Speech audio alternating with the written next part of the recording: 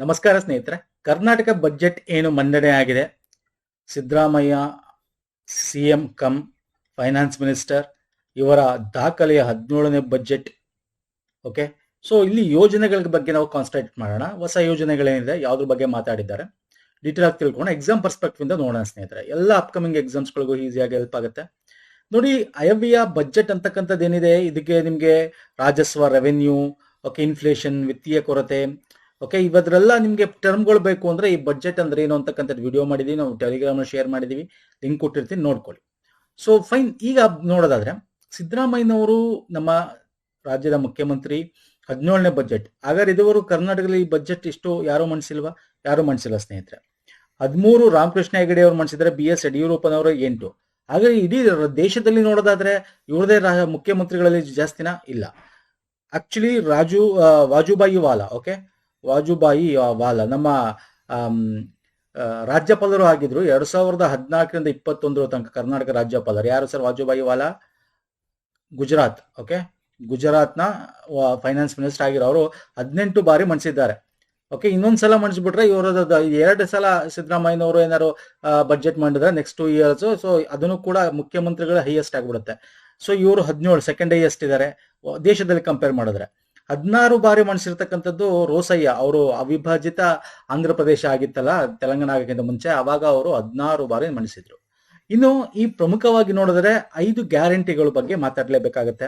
ಇದು ಮೋಸ್ಟ್ ಅವರ ಒಂದು ಕೂಸು, ಓಕೆ, ಸರ್ಕಾರದ ಕೂಸು ಅಂತಾನೆ ಹೇಳ್ಬೋದು. ಹಾಗಾಗಿ ಗೃಹಲಕ್ಷ್ಮಿ ಯೋಜನೆಗೆ ಈ ವರ್ಷ ಎಷ್ಟು ಹಣ ಮೀಸಲಿಟ್ಟಿದ್ದಾರೆ, ಅನ್ನಭಾಗ್ಯಕ್ಕೆ ಎಷ್ಟು ಕೋಟಿ ಮೀಸಲಿಟ್ಟಿದ್ದಾರೆ, ಮತ್ತೆ ಗೃಹಲಕ್ಷ್ಮಿ ಗೃಹ ಜ್ಯೋತಿಗೆ ಎಷ್ಟಿಟ್ಟಿದ್ದಾರೆ, ಶಕ್ತಿ ಯೋಜನೆಗೆ ಎಷ್ಟು ಕೋಟಿ ಮೀಸಲಿಟ್ಟಿದ್ದಾರೆ ಅಂತ ನಿಮಗೆ ಎಕ್ಸಾಮ್ ಅಲ್ಲಿ ಕೇಳೋ ಸಾಧ್ಯತೆಗಳು ಇರ್ತವೆ. ಆದ್ರೆ ಈ ವರ್ಷ ಯುವ ನಿಧಿಗೆ ಯಾವುದೇ ಒಂದು ಅಮೌಂಟ್ ಮೀಸಲಿಟ್ಟಿರೋದು ಹೇಳಿಲ್ಲ. ಈ ಮುಂದೆ ಕೂಡ ಹೇಳ್ತಾ ಹೋಗ್ತಾರೆ, ಯುವ ನಿಧಿಗೆ ಈವರೆಗೂ ಫೆಬ್ರವರಿವರೆಗೂ ಇಷ್ಟು ದುಡ್ಡು ಕೊಟ್ಟಿದೀವಿ ಅಂತ ಹೇಳ್ತಾರೆ ಹೊರತು 2026 ತನಕ ಇಷ್ಟು ಮುಂದಕ್ಕೆ ಕೊಡ್ತೀವಿ ಅಂತ ಯಾವುದೇ ಒಂದು ಅಮೌಂಟ್ ಮೆನ್ಷನ್ ಮಾಡಿಲ್ಲ.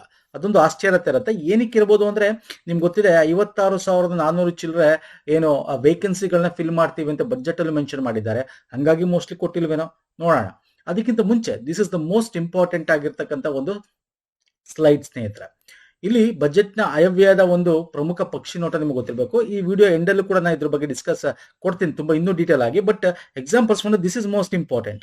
ಏನು ಅಂದ್ರೆ, ಬಜೆಟ್ ನ ಗಾತ್ರ ಎಷ್ಟು ಕೋಟಿ ಬಜೆಟ್ ಮಂಡಿಸಿದ್ದಾರೆ ಅಂದ್ರೆ 4.48 ಲಕ್ಷ ಕೋಟಿ ಬಜೆಟ್ ನ ಗಾತ್ರ ಇರ್ತಕ್ಕಂಥದ್ದು. ಅಲ್ಲಿ ಒಟ್ಟು ಸ್ವೀಕೃತಿ ರಿಸಿಪ್ಟ್, ಟೋಟಲ್ ರಿಸಿಪ್ಟ್ ಅಂತ ಏನ್ ಕರಿತೀವಿ, 4.4240 ಕೋಟಿ ಅಂದ್ರೆ 4.42 ಸಮಥಿಂಗ್ ಲಕ್ಷ ಕೋಟಿ ಒಂದು ಒಟ್ಟು ಸ್ವೀಕೃತಿ. ಒಟ್ಟು ವೆಚ್ಚ 4.09. ಓಕೆ, ಒಟ್ಟು ವೆಚ್ಚ ಆಗ್ತಾ ಇರೋದು ಇರಷ್ಟು. ಇನ್ನು ಇಲ್ಲಿ ನೋಡೋದಾದ್ರೆ ರಾಜಸ್ವ ಸ್ವೀಕೃತಿ ಬಂದು ಎಷ್ಟು ಅಂತ ಎಕ್ಸಾಮ್ ಅಲ್ಲಿ ಕೇಳ್ತಾನೆ. 3,15,050 ಕೋಟಿ. ಅದರಲ್ಲಿ ಸ್ವಂತ ತೆರಿಗೆ ರಾಜಸ್ವ. ಎಗೇನ್ ರಾಜಸ್ವ ಅಂದ್ರೇನು, ವೆಚ್ಚ ಅಂದ್ರೇನು, ಸ್ವೀಕೃತಿ ಅಂದ್ರೇನು, ಇದೆಲ್ಲ ನಾವು ಹೇಳಕ್ ಹೋಗಲ್ಲ, ಇಲ್ಲಿ ಡೀಟೇಲ್ ಆಗಿ ಎಕ್ಸ್ಪ್ಲೇನ್ ಮಾಡಕ್ ಹೋಗಲ್ಲ. ಬಜೆಟ್ ನಿಮ್ಗೆ ಗೊತ್ತಿರುತ್ತೆ ಅನ್ಕೋತೀನಿ, ಕಾಂಪಿಟೇಟಿವ್ ಎಕ್ಸಾಮ್ ಪ್ರಿಪೇರ್ ಆಗ್ತಿರ್ತಕ್ಕಂಥವ್ರಿಗೆ. ಓಕೆ, ನಾವು ಏನು ಎಕ್ಸ್ಪೆಂಡಿಚರ್ ಅಂತೀವಿ, ರಿಸಿಪ್ಟ್ ಅಂತೀವಿ, ಓಕೆ, ಟ್ಯಾಕ್ಸ್ ರಿಸಿಪ್ಟ್ ಅಂತೀವಿ, ಬೇರೆ ಬೇರೆ ಒಂದು ಟರ್ಮ್ಸ್ಗಳು ಬರುತ್ತೆ. ಸೊ ಹಾಗಾಗಿ ಇದು ನಿಮ್ಗೆ ಎಕ್ಸಾಮ್ ಅಲ್ಲಿ ಕೇಳ್ತಾ ಹೋಗ್ತಾನೆ. ತೆರಿಗೆಯೇತರ ರಾಜಸ್ವ ಬಂದು 16,000 ಕೋಟಿ ಇದೆ.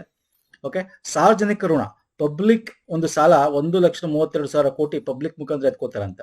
ಋಣೇತರ ಬಂಡವಾಳ ಸ್ವೀಕೃತಿ ಅಂದ್ರೆ ಸಾಲದ ಇಲ್ಲದೆ ಬಂಡವಾಳ ಸ್ವೀಕೃತಿ ಅಂದ್ರೆ ಅವ್ರೇನು ಕ್ಯಾಪಿಟಲ್ ಎಕ್ಸ್ಪೆಂಡಿಚರ್ ಮಾಡಿರ್ತಲ್ಲ, ಅದರಿಂದ ಇನ್ಕಮ್ ಬರ್ತಾ ಇರತ್ತಲ್ಲ, ಅದು 190 ಕೋಟಿ ಇದೆ ಅಂತ. ಸೊ ಇವೆಲ್ಲ ಒಂದು ಅಂಕಿಅಂಶಗಳು ಎಕ್ಸಾಮ್ ಅಲ್ಲಿ ಕೇಳ್ತಾನೆ ಸ್ನೇಹಿತರೆ, ಇದನ್ನ ನೋಡ್ಕೊಳ್ಳಿ. ಓಕೆ, ನಿಮ್ಗೆ ಗೊತ್ತಿದೆ ರಿಸಿಪ್ಟ್ ಅಂದ್ರೆ ಏನು, ಅವ್ರಿಗೆ ಬರ್ತಕ್ಕಂಥ ದುಡ್ಡು, ಎಕ್ಸ್ಪೆಂಡಿಚರ್ ಒಂದು ಖರ್ಚು ಮಾಡೋದು. ಅದರಲ್ಲಿ ಪ್ರಮುಖವಾಗಿ ಬಂಡವಾಳ ವೆಚ್ಚವನ್ನು ನೋಡ್ಕೊಂಡಿರ್ಬೇಕು, ಹಾಗೆ ರಾಜಸ್ವ ವೆಚ್ಚ ನೋಡ್ಕೋಬೇಕು. ಇದೆರಡು ಪ್ರಮುಖವಾಗಿ ಕೇಳ್ತಾನೆ. ಇನ್ನು ರಾಜಸ್ವ ಕೊರತೆ ನೋಡೋದಾದ್ರೆ, ನಮ್ಮ ವಿತ್ತೀಯ ಕೊರತೆ ಏನಿದೆ, GSDP 2.95 ರಷ್ಟಿದೆ. ಅಂದ್ರೆ ಗ್ರಾಸ್ ಡೊಮೆಸ್ಟಿಕ್ ಪ್ರಾಡಕ್ಟ್ ಅಂತ ಏನ್ ಕರಿತೀವಿ, GDP ಅಂತ ಏನ್ ಕರಿತೀವಿ ರಾಜ್ಯಕ್ಕೆ GSDP ಅಂತ ಕರಿತೀವಿ ಅಲ್ವಾ sir. Gross state domestic product ಅಂತ ಕರಿತೀವಿ. ಅದೆಷ್ಟಿದೆ ಮುಂದೆ ಹೇಳ್ತಾ ಹೋಗ್ತೀನಿ. 8.1% ಬರುತ್ತೆ, ಮುಂದೆ ತಿಳಿಸ್ತಾ ಹೋಗ್ತೀನಿ. ಆದ್ರೆ ಇಲ್ಲಿ ನೋಡೋದಾದ್ರೆ ನಮ್ದು 3% ಒಳಗೆ ಇರಬೇಕು. ಇದೆಯಾ, ಮೇಂಟೈನ್ ಆಗಿದೆಯಾ? ಮೇಂಟೈನ್ ಆಗಿದೆ. ಓಕೆ, ಸೊ ಇವೆಲ್ಲ ವೆರಿ ಇಂಪಾರ್ಟೆಂಟ್. ಮತ್ತೆ ಸರ್ಕಾರದ ಗ್ಯಾರಂಟಿ ಯೋಜನೆಗಳು ಏನು ನಾನು ಹೇಳಿದೆ, ಪಂಚ ಗ್ಯಾರಂಟಿ ಅಂತ, ಅದು ಮುಂದಿನ ವರ್ಷ ಅಂದ್ರೆ ಈ ವರ್ಷ ನೆಕ್ಸ್ಟ್ ಇದುವರೆಗೂ ಏನು ಜಾರಿ ಆಗಿದೆ 2020 ಫೆಬ್ರವರಿ ತನಕ, ಅಷ್ಟು ಅಮೌಂಟ್ ಎಷ್ಟು 1,21,598 ಕೋಟಿಗಳನ್ನ ದುಡ್ಡನ್ನ ವೆಚ್ಚ ಮಾಡಿದ್ದಾರೆ ಅಂತ ಕೊಟ್ಟಿದೆ. ಒಂದು ಇದುವರೆಗಾಗಿರೋ ವೆಚ್ಚ. ಈ ವರ್ಷ ಬಡ್ಜೆಟ್ನಲ್ಲಿ ಓಕೆ 2026-27ಕ್ಕೆ ಎಷ್ಟು ಕೋಟಿ ಮೀಸಲಿಟ್ಟಿದ್ದಾರೆ ಈ ಒಂದು ಯೋಜನೆಗಳಿಗೆ ಅಂತ ಇಲ್ಲಿ ಕೊಟ್ಟಿದ್ದೀವಿ. Okay, this is most important. ಇನ್ನು ಇದು ಬಿಟ್ಟರೆ ನಿಮ್ಗೆ ಗೊತ್ತೇ ಇರಲಿ, ದುಡ್ಡು ರೆಸಿಪ್ಟ್, ಓಕೆ, ಸ್ವೀಕೃತಿ ಅಂತ ಏನ್ ಕರಿತೀವಿ, ಎಲ್ಲಿಂದ ಬರುತ್ತೆ? ಸೊ ಅತ್ಯಂತ ಹೆಚ್ಚು ರಾಜ್ಯ ತೆರಿಗೆ ಆದಾಯದಿಂದ ಬರುತ್ತೆ. 49, ಈಗ 100 ರೂಪಾಯಿ ಅಂದ್ರೆ 49 ರೂಪಾಯಿ ಅಲ್ಲಿಂದ ಬರುತ್ತೆ. ಓಕೆ, ಸೆಕೆಂಡ್ ಹೈಯೆಸ್ಟ್ ಇದೆಲ್ಲ ಎಕ್ಸಾಮ್ ಅಲ್ಲಿ ಕೇಳ್ತಾನೆ. ಸೆಕೆಂಡ್ ಹೈಯೆಸ್ಟ್ ಬಂಡವಾಳ ಜಮೆ ಮತ್ತು ಸಾಲಗಳಿಂದ 29 ಬರುತ್ತೆ. ಇನ್ನು ಕೇಂದ್ರ ತೆರಿಗೆ ಪಾಲಿನ 14% ಬರುತ್ತೆ. ಕೇಂದ್ರ ಸಹಾಯದ 4% ಬರುತ್ತೆ. ರಾಜ್ಯ ತೆರಿಗೇತರ ರಾಜಸ್ವದಿಂದ 4% ಬರುತ್ತೆ. ಓಕೆ, ಸೊ 100 ರೂಪಾಯಿ ಅಂದ್ಕೊಂಡ್ರೆ ಅಥವಾ 1 ಪೈಸಾ ಅಂದ್ಕೊಂಡ್ರೆ 49 ಪೈಸಾ, ಅಥವಾ 100 ರೂಪಾಯಿ ಅಂದ್ಕೊಂಡು 49%. ಯಾವುದು ಫಸ್ಟ್ ಬರುತ್ತೆ, ಯಾವುದು ಸೆಕೆಂಡು ಅನ್ನೋದು ನಿಮ್ಗೆ ಗೊತ್ತಿರಬೇಕು. ಹಾಗೆ ಖರ್ಚು ಮಾಡಿದೆಯಲ್ಲ, ಖರ್ಚು ಯಾವ್ದಕ್ಕೆ ಮಾಡ್ತಾರೆ? ಖರ್ಚು ಮಾಡೋದು ಸಾಲ. ನಿಮ್ಗೆ ಗೊತ್ತಿರೋ ಎಷ್ಟು ಸಾಲ ಮಾಡ್ತಾ ಇದ್ದಾರೆ ಅಂತ. ಸೊ 1 ಲಕ್ಷ ಸಮಥಿಂಗ್ ಏನೋ ಸಾಲ ಮಾಡಿದ್ದಾರೆ.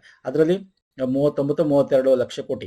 ಹಾಗಾಗಿ ಇಲ್ಲಿ ನೋಡೋದಾದ್ರೆ ಸಾಲ ಮರುಪಾವತಿಗೆನೆ ನಾವು 20 ರೂಪಾಯಿ, ಈಗ 100 ರೂಪಾಯಿ ಏನೋ ಖರ್ಚು ಬಂದಿದೆ, ಖರ್ಚು ಮಾಡಬೇಕು ಅಂದ್ರೆ ಅದರಲ್ಲಿ 20 ರೂಪಾಯಿನ ನಾವು ಸಾಲ ಮರುಪಾವತಿಗೆ ಕೊಡ್ತಾ ಇದೀವಿ ಫಸ್ಟ್. ಅದು ನೆಕ್ಸ್ಟ್ ಇತರ ಸೇವೆಗೆ 18, ಸಮಾಜ ಕಲ್ಯಾಣಕ್ಕೆ 15 ರೂಪಾಯಿ ಕೊಡ್ತಾ ಇದೆ, 15%. ಇತರ ಆರ್ಥಿಕ 14%, ಕೃಷಿ ಮತ್ತು ನೀರಾವರಿಗೆ ನಮಗೆ ನೋಡೋದಾದ್ರೆ 13% ಕೊಡ್ತಾ ಇದೀವಿ. ಶಿಕ್ಷಣಕ್ಕೆ ನಾವು 10% ಕೊಡ್ತಾ ಇದೀವಿ. ಈ ತರ ನಿಮ್ಗೆ ಎಕ್ಸಾಮ್ ಅಲ್ಲಿ ಕೇಳ್ತಾ ಹೋಗ್ತಾನೆ. ಇನ್ನು ಇದು ಬಿಟ್ರೆ ನಮಗೆ ದುಡ್ಡು ಬರುತ್ತೆ ಅಂತ ಹೇಳಿದೆ. ಓಕೆ, ಯಾವ್ದಂದ್ರೆ ಎಷ್ಟು ಬರುತ್ತೆ ಅಂತ. ಇಲ್ಲಿ ರಾಜ್ಯದ ತೆರಿಗೆ ಆದಾಯ 49% ಬರುತ್ತೆ ಅಂತೆ. ರಾಜ್ಯ ತೆರಿಗೆ ಏನೇನಿದೆ ನೀವು ಅಬಕಾರಿ ನೋಡ್ಬೋದು. ಸೊ ಹಾಗಾಗಿ ಯಾವ್ದ್ರಲ್ಲಿ ಹೆಚ್ಚು ಬರುತ್ತೆ ಅಂತದ್ದು ಕೇಳ್ತಾನೆ. ರಾಜ್ಯ ಸ್ವಂತ ತೆರಿಗೆ ಏನ್ ಬರುತ್ತಲ್ಲ ಸ್ನೇಹಿತರೆ, ಅದರಲ್ಲಿ 100 ರೂಪಾಯಿ ಅಂತ ಅನ್ಕೊಂಡ್ರೆ ಅದ್ರಲ್ಲಿ ಯಾವ್ದ್ರಲ್ಲಿ ಹೆಚ್ಚು ಬರುತ್ತೆ ಅಂತ. ಕಮರ್ಷಿಯಲ್ ಟ್ಯಾಕ್ಸ್, ವಾಣಿಜ್ಯ ತೆರಿಗೆ ಅಂತ ಇದೆ, ಅದ್ರ 57% ಬರುತ್ತೆ ಸ್ನೇಹಿತರೆ. ಓಕೆ, 100% ಅಂತ ಅನ್ಕೊಂಡ್ರೆ ಅದ್ರ 57% ವಾಣಿಜ್ಯಿಕ ತೆರೆಯಿಂದ ಬರುತ್ತೆ. ಫಸ್ಟ್ ಒನ್ ಇದು. ಸೆಕೆಂಡ್ ಯಾವುದು? ರಾಜ್ಯ ಅಬಕಾರಿಯಿಂದ ಎಕ್ಸೈಸ್ ಇಂದ ನಮಗೆ 20% ಬರುತ್ತೆ. ನೋಂದಣಿ ಮತ್ತು ಮುದ್ರಾಣಕ ರಿಜಿಸ್ಟ್ರೇಷನ್ಸ್ ಅಂತ ಏನು ಮಾಡ್ಕೋತಾರೆ ಅದ್ರಲ್ಲಿ 13% ಬರುತ್ತೆ, 3ನೇ ಸ್ಥಾನದಲ್ಲಿ. ಮೋಟಾರ್ ವಾಹನ 7% ಬರುತ್ತೆ, 4ನೇ ಸ್ಥಾನದಲ್ಲಿ. ಈ ತರ 3% ಬರುತ್ತೆ. So this is very important. ಈ ಎಕ್ಸಾಮ್ ಅಲ್ಲಿ ಇಂಥದ್ದು ಈಜಾಗಿ ಬರುತ್ತೆ ಕ್ವಶನ್ಸ್. ಸೊ ಇದು ಬಿಟ್ರೆ ನಮಗೆ ನೆಕ್ಸ್ಟ್ ಏನ್ ಮಾಡ್ಬೇಕು ಅಂತಂದ್ರೆ, ಇನ್ನು ಒಟ್ಟಾರೆ ಹಂಚಿಕೆ ಬಗ್ಗೆ ಕೇಳ್ತಾರೆ. ಓಕೆ, ನಾವು ಕೇಂದ್ರದಲ್ಲೂ ನೋಡಿದೀವಿ, ಕೇಂದ್ರದ ಬಜೆಟ್ ಮಾಡಬೇಕಾದ್ರೆ ರಾಜ್ಯ ಬಜೆಟ್ ಅಲ್ಲಿ ಕೂಡ ಅತ್ಯಂತ ಹೆಚ್ಚು ಯಾವುದಕ್ಕೆ ದುಡ್ಡನ್ನ ಕೊಟ್ಟಿದ್ದೀವಿ, ಸೆಕೆಂಡ್ ಯಾವ್ದು ಕೊಟ್ಟಿದ್ದೀವಿ ಅಂತ ನೋಡ್ತಾ ಹೋದ್ರೆ ಅತ್ಯಂತ ಹೆಚ್ಚು ನಾವು ಶಿಕ್ಷಣ ಕೊಟ್ಟಿದ್ದೀವಿ. ಒಂದು ಮಿನಿಸ್ಟ್ರಿ ಅಂತ ತಗೊಳ್ಳೋದಾದ್ರೆ 10% ಅಷ್ಟು. ಈಗ 100% ಅಂತಿದ್ರೆ 10% ಇದಕ್ಕೆ. ಈ ತರ ಬಿಡಿ, ಎಲ್ಲ ಚೂರುಪಾರು ಎಲ್ಲ ಸೇರ್ಸ್ಕೊಂಡು 37%. ಅದಲ್ಲ, ನಾವು ಇಂಡಿವಿಜುವಲ್ ಆಗಿ ನೋಡೋದಾದ್ರೆ 10% ಶಿಕ್ಷಣಕ್ಕೆ. ಮಹಿಳಾ ಮತ್ತು ಮಕ್ಕಳ ಕಲ್ಯಾಣಕ್ಕೆ ಸೆಕೆಂಡ್ 7% ಕೊಡ್ತೀವಿ. ಇಂಧನಕ್ಕೆ 6% ಕೊಡ್ತಾ ಇದೀವಿ. ಹಾಗೆ ಗ್ರಾಮೀಣ ಪಂಚಾಯತ್ಗೆ 6% ಕೊಡ್ತಾ ಇದೀವಿ. ಅದರಲ್ಲಿ ನಾನು ಇಲ್ಲಿ ಎಷ್ಟು ಒಂದು ಕೋಟಿಗಳು ಅಂತ ಕೂಡ ಇಲ್ಲಿ ಮಾಡಿದ 1000 ಕೋಟಿಗಳು ಅಂತ ಕೂಡ ಕೊಟ್ಟಿದ್ದೀನಿ. ನಾನು ಇಲ್ಲೂ ಕೂಡ ನಿಮಗೆ ನೋಡ್ತಾ ಹೋಗ್ಬೋದು. ಇಲ್ಲಿ ನೋಡಿ, ಇದು ಫಸ್ಟ್ ಹಿಂಗ್ ಹೋಗ್ತಾ ಇದೆ, ಡೌನ್ ಆಗಿ ಹೋಗ್ತಾ ಇದೆ ನೋಡಿ. ಇಲ್ಲಿ 5%, 5%, 4%, 4%, ಸಮಾಜ ಕಲ್ಯಾಣ ಲೋಕೋಪಯೋಗಿ 2%, ಆಹಾರ ಮತ್ತು ನಾಗರಿಕ ಸರಬರಾಜಿಗೆ 2%, ಕೃಷಿ ತೋಟಗಾರಿಕೆಗೆ 2%, ಪಶುಧನವನ್ನು 1%. ಓಕೆ, ಇದನ್ನ ಲಿಸ್ಟ್ ಕೊಟ್ಟಿದ್ದೀನಿ, ಇಲ್ಲಿ ನೋಡಬಹುದು ಎಷ್ಟು ಕೋಟಿ ಅಂತ. ಇಲ್ಲಿ ಪರ್ಸೆಂಟೇಜ್ ವೈಸ್ ಇಲ್ಲಿದೆ, ನೋಡ್ಕೊಬೇಕು ನೀವು. ಓಕೆ, ಇದನ್ನ ನಿಮಗೆ ಇಲ್ಲಿ ನಾನು ಒಂದು ನಿಮ್ಗೆ ಈಸಿ ಆಗಲಿ ಅಂತ ಯಾವ ಇಲಾಖೆ ಎಷ್ಟು ಕೋಟಿಗಳು ಕೊಟ್ಟಿದೆ ಅಂತ ಕೂಡ ನಾನು ಕೊಟ್ಟಿದ್ದೀನಿ. ಓಕೆ, ಇದನ್ನ ನೋಡಬಹುದು. ನಾನು ಹೇಳಿದ ಶಿಕ್ಷಣಕ್ಕೆ ಫಸ್ಟ್, ಮಹಿಳಾ ಮತ್ತು ಕಲ್ಯಾಣಕ್ಕೆ ಸೆಕೆಂಡ್, ಇಂಧನಕ್ಕೆ 3 ಅಂತ ಅದೇ ರೀತಿ ಕೊಟ್ಕೊಂಡು ಹೋಗಿದ್ದೀನಿ. ನೋಡ್ಕೊಳ್ಳಿ ಸ್ನೇಹಿತರೆ, ದಿಸ್ ಇಸ್ ವೆರಿ ಇಂಪಾರ್ಟೆಂಟ್. ನಾವು ಕೇಂದ್ರ ಸರ್ಕಾರದಲ್ಲಿ ನೋಡ್ತೀವಿ. ಹಾಗಾಗಿ ಕೇಂದ್ರ ಸರ್ಕಾರದ ಬಜೆಟ್ ಆಗಿರ್ಬೋದು, ಎಕನಾಮಿಕ್ ಸರ್ವೆ ಆಗಿರ್ಬೋದು, ಫೈನಾನ್ಸ್ ಕಮಿಷನ್ಸ್ ಆಗಿರ್ಬೋದು, ಮತ್ತೆ ಇದರ ಪ್ರಶ್ನೋತ್ತರಗಳನ್ನು ಕೂಡ ಮಾಡಿದೀವಿ. ಕೇಂದ್ರ ಸರ್ಕಾರದ ಬಜೆಟ್ ಮತ್ತೆ economic survey separate play list ಮಾಡ್ತೀವಿ ಪ್ರತಿ ವರ್ಷನೂ ಕೂಡ, ರಾಜ್ಯ ಮತ್ತು ಕೇಂದ್ರ ಸರ್ಕಾರದ ಬಜೆಟ್ ಮತ್ತೆ ಎಕನಾಮಿಕ್ ಸರ್ವೆಗೆ ಸಂಬಂಧಪಟ್ಟಂತೆ. ಸೊ ಈ ಒಂದು ಪ್ಲೇ ಲಿಸ್ಟ್ ಲಿಂಕ್ ಕೊಟ್ಟಿರ್ತೀನಿ, ಇದೇ ವಿಡಿಯೋದ ಕೆಳಗೆ ಡಿಸ್ಕ್ರಿಪ್ಷನ್ ಬಾಕ್ಸ್ ಅಲ್ಲಿ ನೋಡ್ಕೊಳ್ಳಿ ಸ್ನೇಹಿತರೆ. ಓಕೆ, ಹಾಗೆ ನಮ್ಮ ಟೆಲಿಗ್ರಾಮ್, ಇನ್ಸ್ಟಾಗ್ರಾಮ್ ಫಾಲೋ ಮಾಡ್ಕೊಂಡು ಅಲ್ಲಿ ಕೂಡ ನಾವು ಶೇರ್ ಮಾಡ್ತೀವಿ. ಪುನೀತ್ ಫೋರಮ್ ಅಂತ ಸರ್ಚ್ ಮಾಡೋ ರೀತಿ ಸಿಂಬಲ್ ಸಿಗುತ್ತೆ, ತಾವು ಜಾಯ್ನ್ ಆಗ್ಬೋದು. ಫೈನ್ ಸರ್, ಈಗ ನಾವು ಡೈರೆಕ್ಟ್ ಆಗಿ ಬರ್ತೀನಿ ಬಜೆಟ್ನ ಮುಖ್ಯವಾದ ಆಳಕ್ಕೆ. ಇದರಲ್ಲಿ ಪ್ರಮುಖವಾಗಿ ರಾಜ್ಯದ ಆರ್ಥಿಕತೆ ನಾನು ನಿಮ್ಗೆ ಹೇಳಿದೆ. ಈಗ GDP ಎಷ್ಟು ನಮ್ದು ಭಾರತದ್ದು ಅಂತ ನೋಡಿದ್ರೆ ಲಾಸ್ಟ್ ಇಯರ್ 7 to 7.2, 7.4 ಅಂತೆಲ್ಲ ನಾವು ಮಾತಾಡ್ಕೊಂಡಿದ್ವಲ್ಲ ಬಜೆಟ್ ಅಲ್ಲಿ, ನಮ್ಮ ಕೇಂದ್ರ ಬಜೆಟ್ ಅಲ್ಲಿ ಹೇಳಿದ್ರಲ್ಲ. ಅದೇ ರೀತಿ ರಾಜ್ಯದ ಎಷ್ಟಿದೆ ಅಂತ ನೋಡೋದಾದ್ರೆ, ರಾಜ್ಯದಲ್ಲಿ ನೋಡೋದಾದ್ರೆ ನಮ್ದು 8.1ರಷ್ಟು ನಮ್ಮ gross state domestic product GSDP 2025-26 ಸಾಲಿನ ಬೆಳವಣಿಗೆ ನಾವು ನೋಡಬಹುದು. ಅದೇ ದೇಶದ ಎಷ್ಟಿತ್ತು? 7.4 ಇತ್ತು. ಓಕೆ, ಇನ್ನು 25-26ರಲ್ಲಿ ನೋಡ್ತಾ ಹೋದ್ರೆ ಕೃಷಿ ಅಂದ್ರೆ ಲಾಸ್ಟ್ ಇಯರ್ ಏನ್ ಬೆಳವಣಿಗೆ ಆಗಿದೆ, ಓಕೆ, ಡೆವಲಪ್ಮೆಂಟ್ ಆಗಿದೆ ಅಂತ ನೋಡಿದ್ರೆ 9 ಕೃಷಿ ಕ್ಷೇತ್ರ ವೆರಿ ಇಂಪಾರ್ಟೆಂಟ್ ಸ್ನೇಹಿತರೆ. ಇದು 9.1% ಅಷ್ಟು ಕೃಷಿ ಕ್ಷೇತ್ರ ಬೆಳವಣಿಗೆ ಆಗಿದೆ. ಓಕೆ, ಬೇಕಾದ್ರೆ ನಾವು ಇದನ್ನ ಹೈಲೈಟ್ ಮಾಡಿ ತೋರಿಸ್ತಾ ಹೋಗೋಣ. ಕೃಷಿ ಕ್ಷೇತ್ರಕ್ಕೆ ಕೈಗಾರಿಕೆ ಎಷ್ಟು ಬೆಳವಣಿಗೆ? 6.7%. ಸೇವಾ ವಲಯ ಸರ್ವಿಸ್ ಸೆಕ್ಟರ್ ಎಷ್ಟು? 8.1%. ಸೊ ಇಲ್ಲಿ ನೋಡಿದ್ರೆ ಎಕ್ಸಾಮ್ ಅಲ್ಲಿ ಕೇಳಬಹುದು, ಲಾಸ್ಟ್ ಇಯರ್ ಬಿಕಾಸ್ ಮುಂಗಾರು ಮಳೆ ಚೆನ್ನಾಗಿರೋದ್ರಿಂದ ನಾವು ಎಲ್ಲಾ ಸೇವಾ ವಲಯಕ್ಕಿಂತ ಕೃಷಿ, ದಿಸ್ ಇಸ್ ದ ಮೋಸ್ಟ್ ಒಂದು ರೀತಿ ಅನ್ಎಕ್ಸ್ಪೆಕ್ಟೆಡ್ ಅಂತ ಹೇಳ್ಬೋದು. ಯೂಶುವಲಿ ನಾವು ಸೇವಾ ವಲಯ ಬೆಳವಣಿಗೆ ನೋಡ್ತೀವಿ, ಕೃಷಿ ಬೆಳವಣಿಗೆ ಜಾಸ್ತಿ ಆಗಿದೆ, 9.1% ಆಗಿದೆ ನಮ್ಮ ರಾಜ್ಯದಲ್ಲಿ ಅಂತ ಹೇಳ್ತಾ ಇದ್ದಾರೆ. ಹಾಗೆ ನಮ್ಮ ರಾಜ್ಯಕ್ಕೆ last year 9.4 billion American dollars FDI ಬಂದಿದೆ. ಇದು ದೇಶದಲ್ಲಿ ಏನು FDI ಫಾರಿನ್ ಡೈರೆಕ್ಟ್ ಇನ್ವೆಸ್ಟ್ಮೆಂಟ್ ಬಂದಿದೆಯಲ್ಲ, ವಿದೇಶಿ ಹೂಡಿಕೆ, ಅದರಲ್ಲಿ 26% ಆಲ್ಮೋಸ್ಟ್ ನಮಗೆ ಆ ಕಾಲ್ ಭಾಗಕ್ಕಿಂತ ಹೆಚ್ಚು ನಮ್ಮ ರಾಜ್ಯಕ್ಕೆ ಬಂದಿದೆ ಅಂತ ಹೇಳ್ಬೋದು. ಲಾಸ್ಟ್ ಇಯರ್ ಹೋಲಿಸ್ಕೊಂಡ್ರೆ 2.6% ಹೆಚ್ಚಳ ಜಾಸ್ತಿ ಆಗಿದೆ ಅಂತ ಹೇಳ್ಬೋದು ನಾವು. ಬಿಕಾಸ್ ನಮ್ಮ ರಾಜ್ಯದಲ್ಲಿ ಕೈಗಾರಿಕಾ ನೀತಿಗಳನ್ನ ತಂದಿದ್ವಿ, ಬೇರೆ ಬೇರೆ ಕಾರಣಗಳಿಂದ ಬಂದಿದೆ ಅಂತ ಹೇಳ್ತಾ ಹೋಗ್ತಾರೆ. ಓಕೆ, ಹಾಗೆ ನಮ್ಮ ವಿತ್ತೀಯ ಕೊರತೆ 2.95 ಅಂತ ಏನ್ ಹೇಳಿದ್ರೆ GSDP 3ಕ್ಕಿಂತ ಒಳಗಿದೆಯಾ, ಇದೆ. ಹಾಗಾಗಿ ನಾವು ಏನೋ ಫೈನಾನ್ಷಿಯಲ್ ಡಿಸಿಪ್ಲಿನ್ ಅಲ್ಲಿ ಇದೀವಿ ಅಂತ ಹೇಳ್ತಾ ಹೋಗುತ್ತೆ ಸರ್ಕಾರ. ಹಾಗೆ ಸಾರ್ವಜನಿಕ ಹೊಣೆಗಾರಿಕೆ GSDP 25% ಒಳಗೆ ಇದೆ. ಹಂಗಾಗಿ ನಾವು ಫೈನಾನ್ಷಿಯಲ್ ಡಿಸಿಪ್ಲಿನ್ ಅಲ್ಲಿ ಸಾಲ ಮಾಡಿದ್ರು ಕೂಡ ಅದ್ರ ಒಳಗೆ ಮಾಡಿದ್ದೀವಿ ಅಂತ ಸರ್ಕಾರ ಹೇಳ್ತಾ ಹೋಗುತ್ತೆ. ಇದು ರಾಜ್ಯದ ಆರ್ಥಿಕತೆಯ ಬಗ್ಗೆ. ಇನ್ನು ರಾಜ್ಯದ ಹಣಕಾಸು ಪರಿಸ್ಥಿತಿ ಏನು ಅಂತ ನೋಡೋದಾದ್ರೆ, ನಿಮಗೆ ಇದರಲ್ಲಿ GST ಒಂದು ತೆರಿಗೆ ಇದ್ರ ಬಗ್ಗೆ ಮಾತಾಡ್ತಾ ಹೋಗ್ತಾನೆ ಸ್ನೇಹಿತರೆ. ಓಕೆ, ರಾಜ್ಯದ ಸ್ವಂತ ತೆರಿಗೆ ಏನಿದೆ ಲಾಸ್ಟ್ ಇಯರ್ ಹೋಲಿಸ್ಕೊಂಡ್ರೆ 24-25ಕ್ಕೆ 25-26 ಲಾಸ್ಟ್ ಇಯರ್ ಹೋಲಿಸ್ಕೊಂಡ್ರೆ 8.3 ಬೆಳವಣಿಗೆ ಕಂಡಿದೆ. ಬಟ್ ಈಗ ಏನಾಗ್ತಾ ಇದೆ ಅಂತಂದ್ರೆ GST ರಿಫಾರ್ಮ್ ಏನ್ ಮಾಡಿದ್ದಾರೆ, ಇದರಿಂದ ನಮಗೆ ಕಮ್ಮಿ ಆಗ್ತಾ ಇದೆ ಅನ್ನೋದು ಕೂಡ ಸರ್ಕಾರ ಹೇಳ್ತಾ ಹೋಗ್ತದೆ. ಅದನ್ನೇ ಹೇಳ್ತಾ ಸರ್ಕಾರ ಏನ್ ಹೇಳುತ್ತೆ, GST ಒಂದು ತರ್ಕಬದ್ಧಗೊಳಿಸುವಿಕೆ. ಇದರಿಂದ ನೋಡಿ, ನಾವು ಲಾಸ್ಟ್ ಇಯರ್ 10% ಬೆಳವಣಿಗೆ ಹೆಚ್ಚು, ಅದ್ರ ಲಾಸ್ಟ್ ಇಯರ್ ಕಂಪೇರ್ ಮಾಡಿದ್ರೆ ಆಲ್ಮೋಸ್ಟ್ ನಾವು GST ಮಾಡಿದ್ವಿ. ರಾಜ್ಯದ ಸ್ವಂತ ತೆರಿಗೆಲೂ ಜಾಸ್ತಿ ಆಗಿತ್ತು, GST ಕೂಡ ಪ್ರೀವಿಯಸ್ 2024-25 ಕಂಪೇರ್ ಮಾಡಿದ್ರೆ 10% ಇನ್ನೂ ಜಾಸ್ತಿ ಆಗಿತ್ತು. ಬಟ್ ಇಲ್ಲಿ ಏನಾಗಿದೆ ಅಂತಂದ್ರೆ, ಈಗ ಅವರು GST 2 ಸ್ಲ್ಯಾಬ್ ಮಾಡಿದ್ರು, ಹಾಗಾಗಿ ಏನಾಗುತ್ತೆ, ಆಟೋಮೆಟಿಕ್ ಆಗಿ ಕಮ್ಮಿ ಆಗುತ್ತೆ ಇನ್ಕಮ್. ಅದರಲ್ಲಿ ನೋಡೋದಾದ್ರೆ ಲಾಸ್ಟ್ ಇಯರ್ಗೂ ಈ ಇಯರ್ಗೂ ನಮಗೆ 10,000 ಕೋಟಿ ಅಷ್ಟು ಕಮ್ಮಿ ಆಗುತ್ತೆ. ಇನ್ನು ಮುಂದಿನ ವರ್ಷಕ್ಕೆ ಅದು 15,000 ಕೋಟಿ ಅಷ್ಟು ಕೊರತೆ ಉಂಟಾಗುತ್ತೆ GST ಅಂತ ಸರ್ಕಾರ ಹೇಳ್ತಾ ಹೋಗುತ್ತೆ. ಮತ್ತೆ ಇಲ್ಲಿ ಇನ್ನೊಂದು ಹೇಳುತ್ತೆ ಸರ್ಕಾರ, ಏನ್ ಹೇಳುತ್ತೆ ಅಂದ್ರೆ ನೋಡಿ, GST ನಿಮಗೆ ಈ ಒಂದು 40% ಹತ್ರ ಒಂದು ನಿಮಗೆ ಲಕ್ಸುರಿ ಗೂಡ್ಸ್ ಹಾಕಿದ್ರಲ್ಲ, ಅದು ನಮ್ಮ ರಾಜ್ಯಕ್ಕೆ ಬರೋದೇ ಇಲ್ಲ. ಯಾಕಂದ್ರೆ luxury goods coming under central government. So ಅದನ್ನ ಇಲ್ಲಿ ಸಿದ್ದರಾಮಯ್ಯನವರು ತಮ್ಮ ಬಜೆಟ್ ಅಲ್ಲಿ ಹೇಳ್ತಾ ಹೋಗ್ತಾರೆ. ಮತ್ತೆ 14ನೇ ಹಣಕಾಸು ಆಯೋಗ ನಿಮ್ಗೆ ಗೊತ್ತಿದೆ ಅಪ್ರೂವ್ ಮಾಡಿದ್ದಾರೆ. ಹಾಗಾಗಿ 14ನೇ ಹಣಕಾಸು ಆಯೋಗದಲ್ಲಿ ನಿಮಗೆ ಪಾಲು, ನಮ್ಮ ರಾಜ್ಯದ ಪಾಲು 4.71% ಅಷ್ಟು ಶಿಫಾರಸು ಆಗ್ತಾ ಇತ್ತು. ನಮಗೆ ಇದು ಬೇಕು ಅಂತ ಹೇಳಿದ್ರು. ಈ ವರ್ಷ 16ನೇ ಹಣಕಾಸು ಆಯೋಗಕ್ಕೂ ರಿಕ್ವೆಸ್ಟ್ ಮಾಡಿದ್ರು. ಯಾಕಂದ್ರೆ ಲಾಸ್ಟ್ ಇಯರ್ ಏನಾಯ್ತು, ಆ ಪಾಲು 3.64% ಇಳಿಕೆ ಆಗಿತ್ತು. ಆಯ್ತಾ. ಬಟ್ ಈ ವರ್ಷ ಸ್ವಲ್ಪ ಜಾಸ್ತಿ ಆಗಿದೆ. ನಾನು ಹಣಕಾಸು ಆಯೋಗದ ಬಗ್ಗೆ ನಿಮ್ಗೆ ಹೇಳಿದ್ದೀನಿ, ಆಲ್ರೆಡಿ ಮಾಡಿದ್ದೀನಿ ಅಂತ ನೋಡಿ, ಜಾಸ್ತಿ ಆಗಿದೆ. 15 ಕಂಪೇರ್ ಮಾಡಿ, 15 ಹಣಕಾಸು ಆಯೋಗದ ಕಂಪೇರ್ ಮಾಡಿ 16 ಹಣಕಾಸು ಆಯೋಗದ ಕೇಂದ್ರದ್ದು ಕಮ್ಮಿ, ನಮಗೆ ಸ್ವಲ್ಪ ಜಾಸ್ತಿ ಬಂದಿದೆ. ಎಷ್ಟು ಬಂದಿದೆ? 4.131 ತೆರಿಗೆ ಪಾಲು ನಮಗೆ ಬಂದಿದೆ. ಆದ್ರೆ ಕಂಪೇರಿಟಿವ್ಲಿ ನೋಡಿ, ಇದಕ್ಕೂ ಮತ್ತು ನಿಮ್ಗೆ ಇದಕ್ಕೂ ಕಂಪೇರ್ ಮಾಡಿ, 4.713% ಎಷ್ಟು 4 ಅಂದ್ರೆ 14ನೇ ಹಣಕಾಸು ಅಷ್ಟು ಬೇಕು ಅಂತ ಕೇಳಿದ್ವಿ ನಾವು, ಆದ್ರೂ ಕೂಡ ಕಮ್ಮಿ ಆಗಿದೆ. ಬಟ್ ಕಂಪೇರಿಟಿವ್ಲಿ 15ಕ್ಕೆ ಮಾಡಿದ್ರೆ ಸ್ವಲ್ಪ ಜಾಸ್ತಿ ಇದೆ ಅನ್ನೋದು ಇದ್ರಲ್ಲಿ ಹೇಳ್ತಾ ಹೋಗ್ತಾರೆ. ಓಕೆ, ಸೊ ಹಾಗಾಗಿ ಇದು ಕೂಡ ವೆರಿ ಇಂಪಾರ್ಟೆಂಟ್. ಇನ್ನು ನಾವು ಡೈರೆಕ್ಟ್ ನಮ್ಮ ಒಂದು ಬಜೆಟ್ ನ ಏನು ಮಂಡಿಸಿದಾರಲ್ಲ, ಇಲ್ಲಿ ಸರ್ಕಾರ ಏನ್ ಹೇಳುತ್ತೆ ಅಂತಂದ್ರೆ 11G ಅಂದ್ರೆ ಈಗ 5G ಅಂತ ಏನ್ ಕರಿತೀವಿ, ಗೋಲ್ಸ್ ಅಂತ ಏನ್ ಕರಿತೀವಿ, ಸುಸ್ಥಿರ ಅಭಿವೃದ್ಧಿ ಮಾದರಿ ಮುಖಾಂತರ ನಾವು ಇದನ್ನ ಅಚೀವ್ ಮಾಡಬೇಕು ಅಂತ ಹೇಳಿ ಈ ಆರ್ಥಿಕತೆನ ನಾವು ವ್ಯಾಖ್ಯಾನ ಮಾಡ್ತೀವಿ ಅಂತ ಹೇಳಿ ಇದನ್ನ ಕೊಡ್ತಾರೆ. This is most important. ಯಾವುದು ಅದು 11 ಗ್ಯಾರಂಟಿ ಎಕಾನಮಿ ಕೊಡ್ತಾ ಇದೀವಿ. ಓಕೆ, ಮತ್ತೆ ಗುಡ್ ಪಬ್ಲಿಕ್ ಎಜುಕೇಶನ್ ಕೊಡ್ತಾ ಇದೀವಿ, ಸಮರ್ಥ ಸಾರ್ವಜನಿಕ ಶಿಕ್ಷಣ ಅಂತ, ಗುಡ್ ಹೆಲ್ತ್ ಟು ಆಲ್ ಅಂತ, ಸಮಗ್ರ ಆರೋಗ್ಯ, ಸದೃಢ ಕರ್ನಾಟಕಕ್ಕೆ, ಗ್ರಾಸ್ ರೂಟ್ ಎಕಾನಮಿ, ಕೃಷಿ ಮತ್ತು ಗ್ರಾಮೀಣಾಭಿವೃದ್ಧಿಯಿಂದ ಗ್ರಾಸ್ ರೂಟ್ ಅಂದ್ರೆ ನಮ್ಮ ಬಲವನ್ನ, ನಮ್ಮ ಬೇರುಗಳನ್ನ ಗಟ್ಟಿ ಮಾಡ್ತೀವಿ, ಗುಡ್ ಗವರ್ನೆನ್ಸ್, ಒಳ್ಳೆ ಆಡಳಿತ, ಜನಸ್ನೇಹಿ ಆಡಳಿತ, ಗಿಗ್ ಎಕಾನಮಿ, ಕಾರ್ಮಿಕ ಕಾರ್ಯಕ್ರಮಗಳು, ಜಿಯೋಗ್ರಾಫಿಕಲ್ ಇಕ್ವಾಲಿಟಿ, ಪ್ರಾದೇಶಿಕ ಅಸಮಾನತೆ ಬಗ್ಗೆ ಒಂದು ಸಮಿತಿನೇ ಮಾಡಿದ್ದಾರೆ. ಹಾಗಾಗಿ ಇದಕ್ಕೆ ಸಂಬಂಧಪಟ್ಟಂತೆ ನಿಮಗೆ ಕಲ್ಯಾಣ ಕರ್ನಾಟಕ ಆಗಿರ್ಬೋದು, ಸೊ ಇದ್ರ ಬಗ್ಗೆ ಎಲ್ಲ ಹೇಳ್ತಾ ಹೋಗ್ತಾರೆ.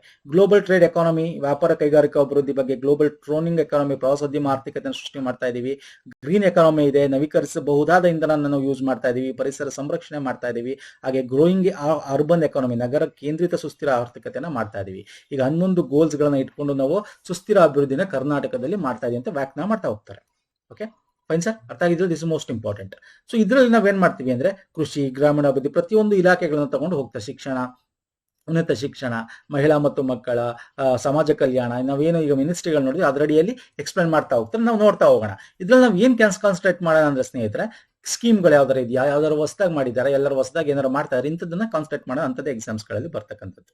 ಸೊ ಇಲ್ಲಿ ರೈತರಿಗೆ ಸಮಗ್ರ ಬೆಂಬಲ, ಕೃಷಿ ಅಂದ ತಕ್ಷಣ ಆಗ 4 ಆಧಾರ ಸ್ತಂಭಗಳು, ದಿಸ್ ಮೋಸ್ಟ್ ಇಂಪಾರ್ಟೆಂಟ್. ಕೃಷಿ ಅಭಿವೃದ್ಧಿಗೆ 4 ಆಧಾರ ಸ್ತಂಭ. ಏನಪ್ಪಾ ಅದು ಅಂದ್ರೆ, ಅವ್ರಿಗೆ ಏನ್ ಬೇಕು? ಇನ್ಫ್ರಾಸ್ಟ್ರಕ್ಚರ್, ಮೂಲಭೂತ ಸೌಕರ್ಯ ಬೇಕು.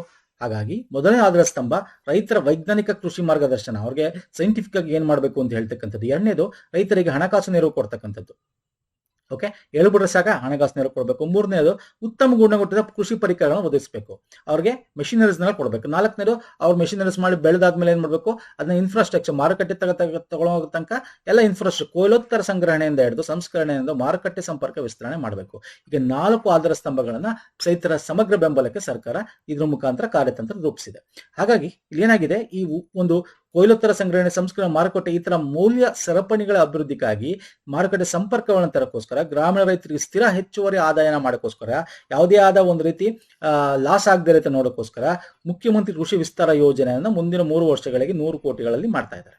ಓಕೆ, ಇದೇನ್ ಮಾಡುತ್ತೆ ಮುಖ್ಯಮಂತ್ರಿ ಕೃಷಿ ವಿಸ್ತಾರ ಯೋಜನೆ? ಇದನ್ನೆಲ್ಲ ಕೃಷಿಯ ಸಂಬಂಧಪಟ್ಟಂತೆ ಈ ಎಲ್ಲಗಳನ್ನ ಮರುಬಳಕೆ ಮಾಡ್ತಕ್ಕಂಥ ತ್ಯಾಜ್ಯಗಳಿಂದ ಹಿಡಿದು ಅವ್ರಿಗೆ ಮಾರುಕಟ್ಟೆಗೆ ತರತಂಕ ಹಿಡಿದು ಏನೇನ್ ಬೇಕು ಎಲ್ಲ ಮಾಡ್ತಕ್ಕಂಥದ್ದು.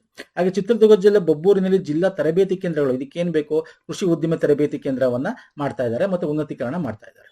ಇನ್ನು ರಾಜ್ಯದಲ್ಲಿ ಮಿಲ್ಲೆಟ್ ಹಬ್ಗಳನ್ನು ತಯಾರು ಮಾಡ್ತಾ ಇದ್ದಾರೆ. ಸಿರಿಧಾನ್ಯಗಳು, ನಾನು ನಿಮಗೆ ಅಗ್ರಿಕಲ್ಚರ್ ಸ್ಕೀಮ್ಗಳು ಸಂಬಂಧಪಟ್ಟಂತೆ ನಾನು ಇತ್ತೀಚೆಗೆ ವಿಡಿಯೋ ಮಾಡಿದ್ದೆ, ಅಲ್ಲೂ ನಾನು ಹೇಳಿದ್ದೆ ಸಿರಿಧಾನ್ಯದಲ್ಲಿ ಭಾರತ ನಂಬರ್ 1 ಪ್ರೊಡಕ್ಷನ್ ಅಲ್ಲಿ ಇದ್ದೀವಿ ಅಂತ ಹೇಳಿ ಅಲ್ವಾ ಸರ್. ಹಾಗೆ ಮಿಲ್ಲೆಟ್ ಹಬ್ಗಳನ್ನ ರೈತರಿಗೆ ಮಾಡ್ತಾ ಇದ್ದಾರೆ, ಉತ್ತೇಜನ ಕೊಡಲು, ಗ್ರಾಮೀಣ ಯುವಕರಿಗೆ ಉತ್ತೇಜನ ಕೊಡಲು, ಮತ್ತೆ ಅದಕ್ಕೇನು ಬೇಕು ಸಿಂಗಲ್ ವಿಂಡೋ ಸಿಸ್ಟಮ್ಗಳನ್ನ ಮಾಡ್ತಾ ಇರ್ತಕ್ಕಂಥದ್ದಾಗಿರ್ಬೋದು, ಒಂದೇ ಸೂರಿನಡಿ ಎಲ್ಲಾ ರೀತಿಯಾದ ಅವಕಾಶಗಳನ್ನು ಕಲ್ಪಿಸ್ಕೊಳ್ತಕ್ಕಂಥದ್ದಾಗಿರ್ಬೋದು. ಓಕೆ, ಇದೊಂದು ವಸುಧಾಮೃತ ಕಾರ್ಯಕ್ರಮವನ್ನ ಕೂಡ ಜಾರಿಗೆ ಮಾಡ್ತಾ ಇದ್ದಾರೆ. ಇದರಲ್ಲಿ ಮಣ್ಣಿನ ಸಾವಯವವನ್ನ ಸಂರಕ್ಷಣೆ ಮಾಡೋದು, ಇಂಗಾಲಗಳನ್ನು ಹೆಚ್ಚಿಗೆ ಮಾಡೋದು, ಮಣ್ಣಿನಲ್ಲಿ ಜೈವಿಕ ಗುಣಮಟ್ಟ, ರಾಸಾಯನಿಕ ತಪ್ಪಿಸಿ ಪರಿಸರ ಸ್ನೇಹಿ ಸುಸ್ಥಿರ ಕೃಷಿ ಪದ್ಧತಿನ ಉದ್ದೇಶಿಸಲು ವಸುಧಾಮೃತ ಕಾರ್ಯಕ್ರಮವನ್ನ ಮಾಡ್ತಾ ಇದ್ದಾರೆ. ಮತ್ತೆ ಬೆಳೆ ಕೀಟ ರೋಗಗಳು ಈ ತರದೆಲ್ಲ ಬರುತ್ತಲ್ಲ, ಅದಕ್ಕೆ ಪತ್ತೆ ಹಚ್ಚಿ ಅದಕ್ಕೆ ಏನ್ ಬೇಕು, ಜೈವಿಕ ಪೀಡ ಸಂರಕ್ಷಣೆ, ಆರ್ಗ್ಯಾನಿಕ್ ಕೀಟನಾಶಕಗಳನ್ನು ಬಳಸಬೇಕು ಅಂತ ಹೇಳಿ ಅದಕ್ಕೆ ಶಿಫಾರಸು ಮಾಡಲು ಸಸ್ಯ ಸಂಜೀವಿನಿ ಕಾರ್ಯಕ್ರಮಗಳನ್ನ ಮುಂದಿನ 3 ವರ್ಷಗಳಲ್ಲಿ ತರ್ತಾ ಇದ್ದಾರೆ.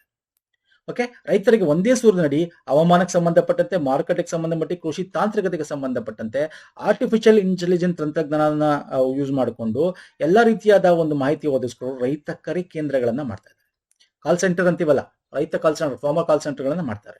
ಹಾಗೆ ಮಂಡ್ಯ ಜಿಲ್ಲೆಯ ಪಾಂಡವಪುರ ತಾಲೂಕು, ಕಂಪ್ಲೀಟ್ ಪಾಂಡವಪುರ ತಾಲೂಕನ್ನ ಸಾವಯವ ತಾಲೂಕಿನಾಗಿ ಪರಿವರ್ತಿಸಕ್ಕೆ ಏನ್ ಮಾಡಬೇಕು, ಅದನ್ನ ಮಾಡಬೇಕು ಅಂತ ಹೇಳಿ ಇದರಲ್ಲಿ ನಾವು ಬಜೆಟ್ ಅಲ್ಲಿ ಹೇಳ್ತಾ ಹೋಗ್ತಾರೆ.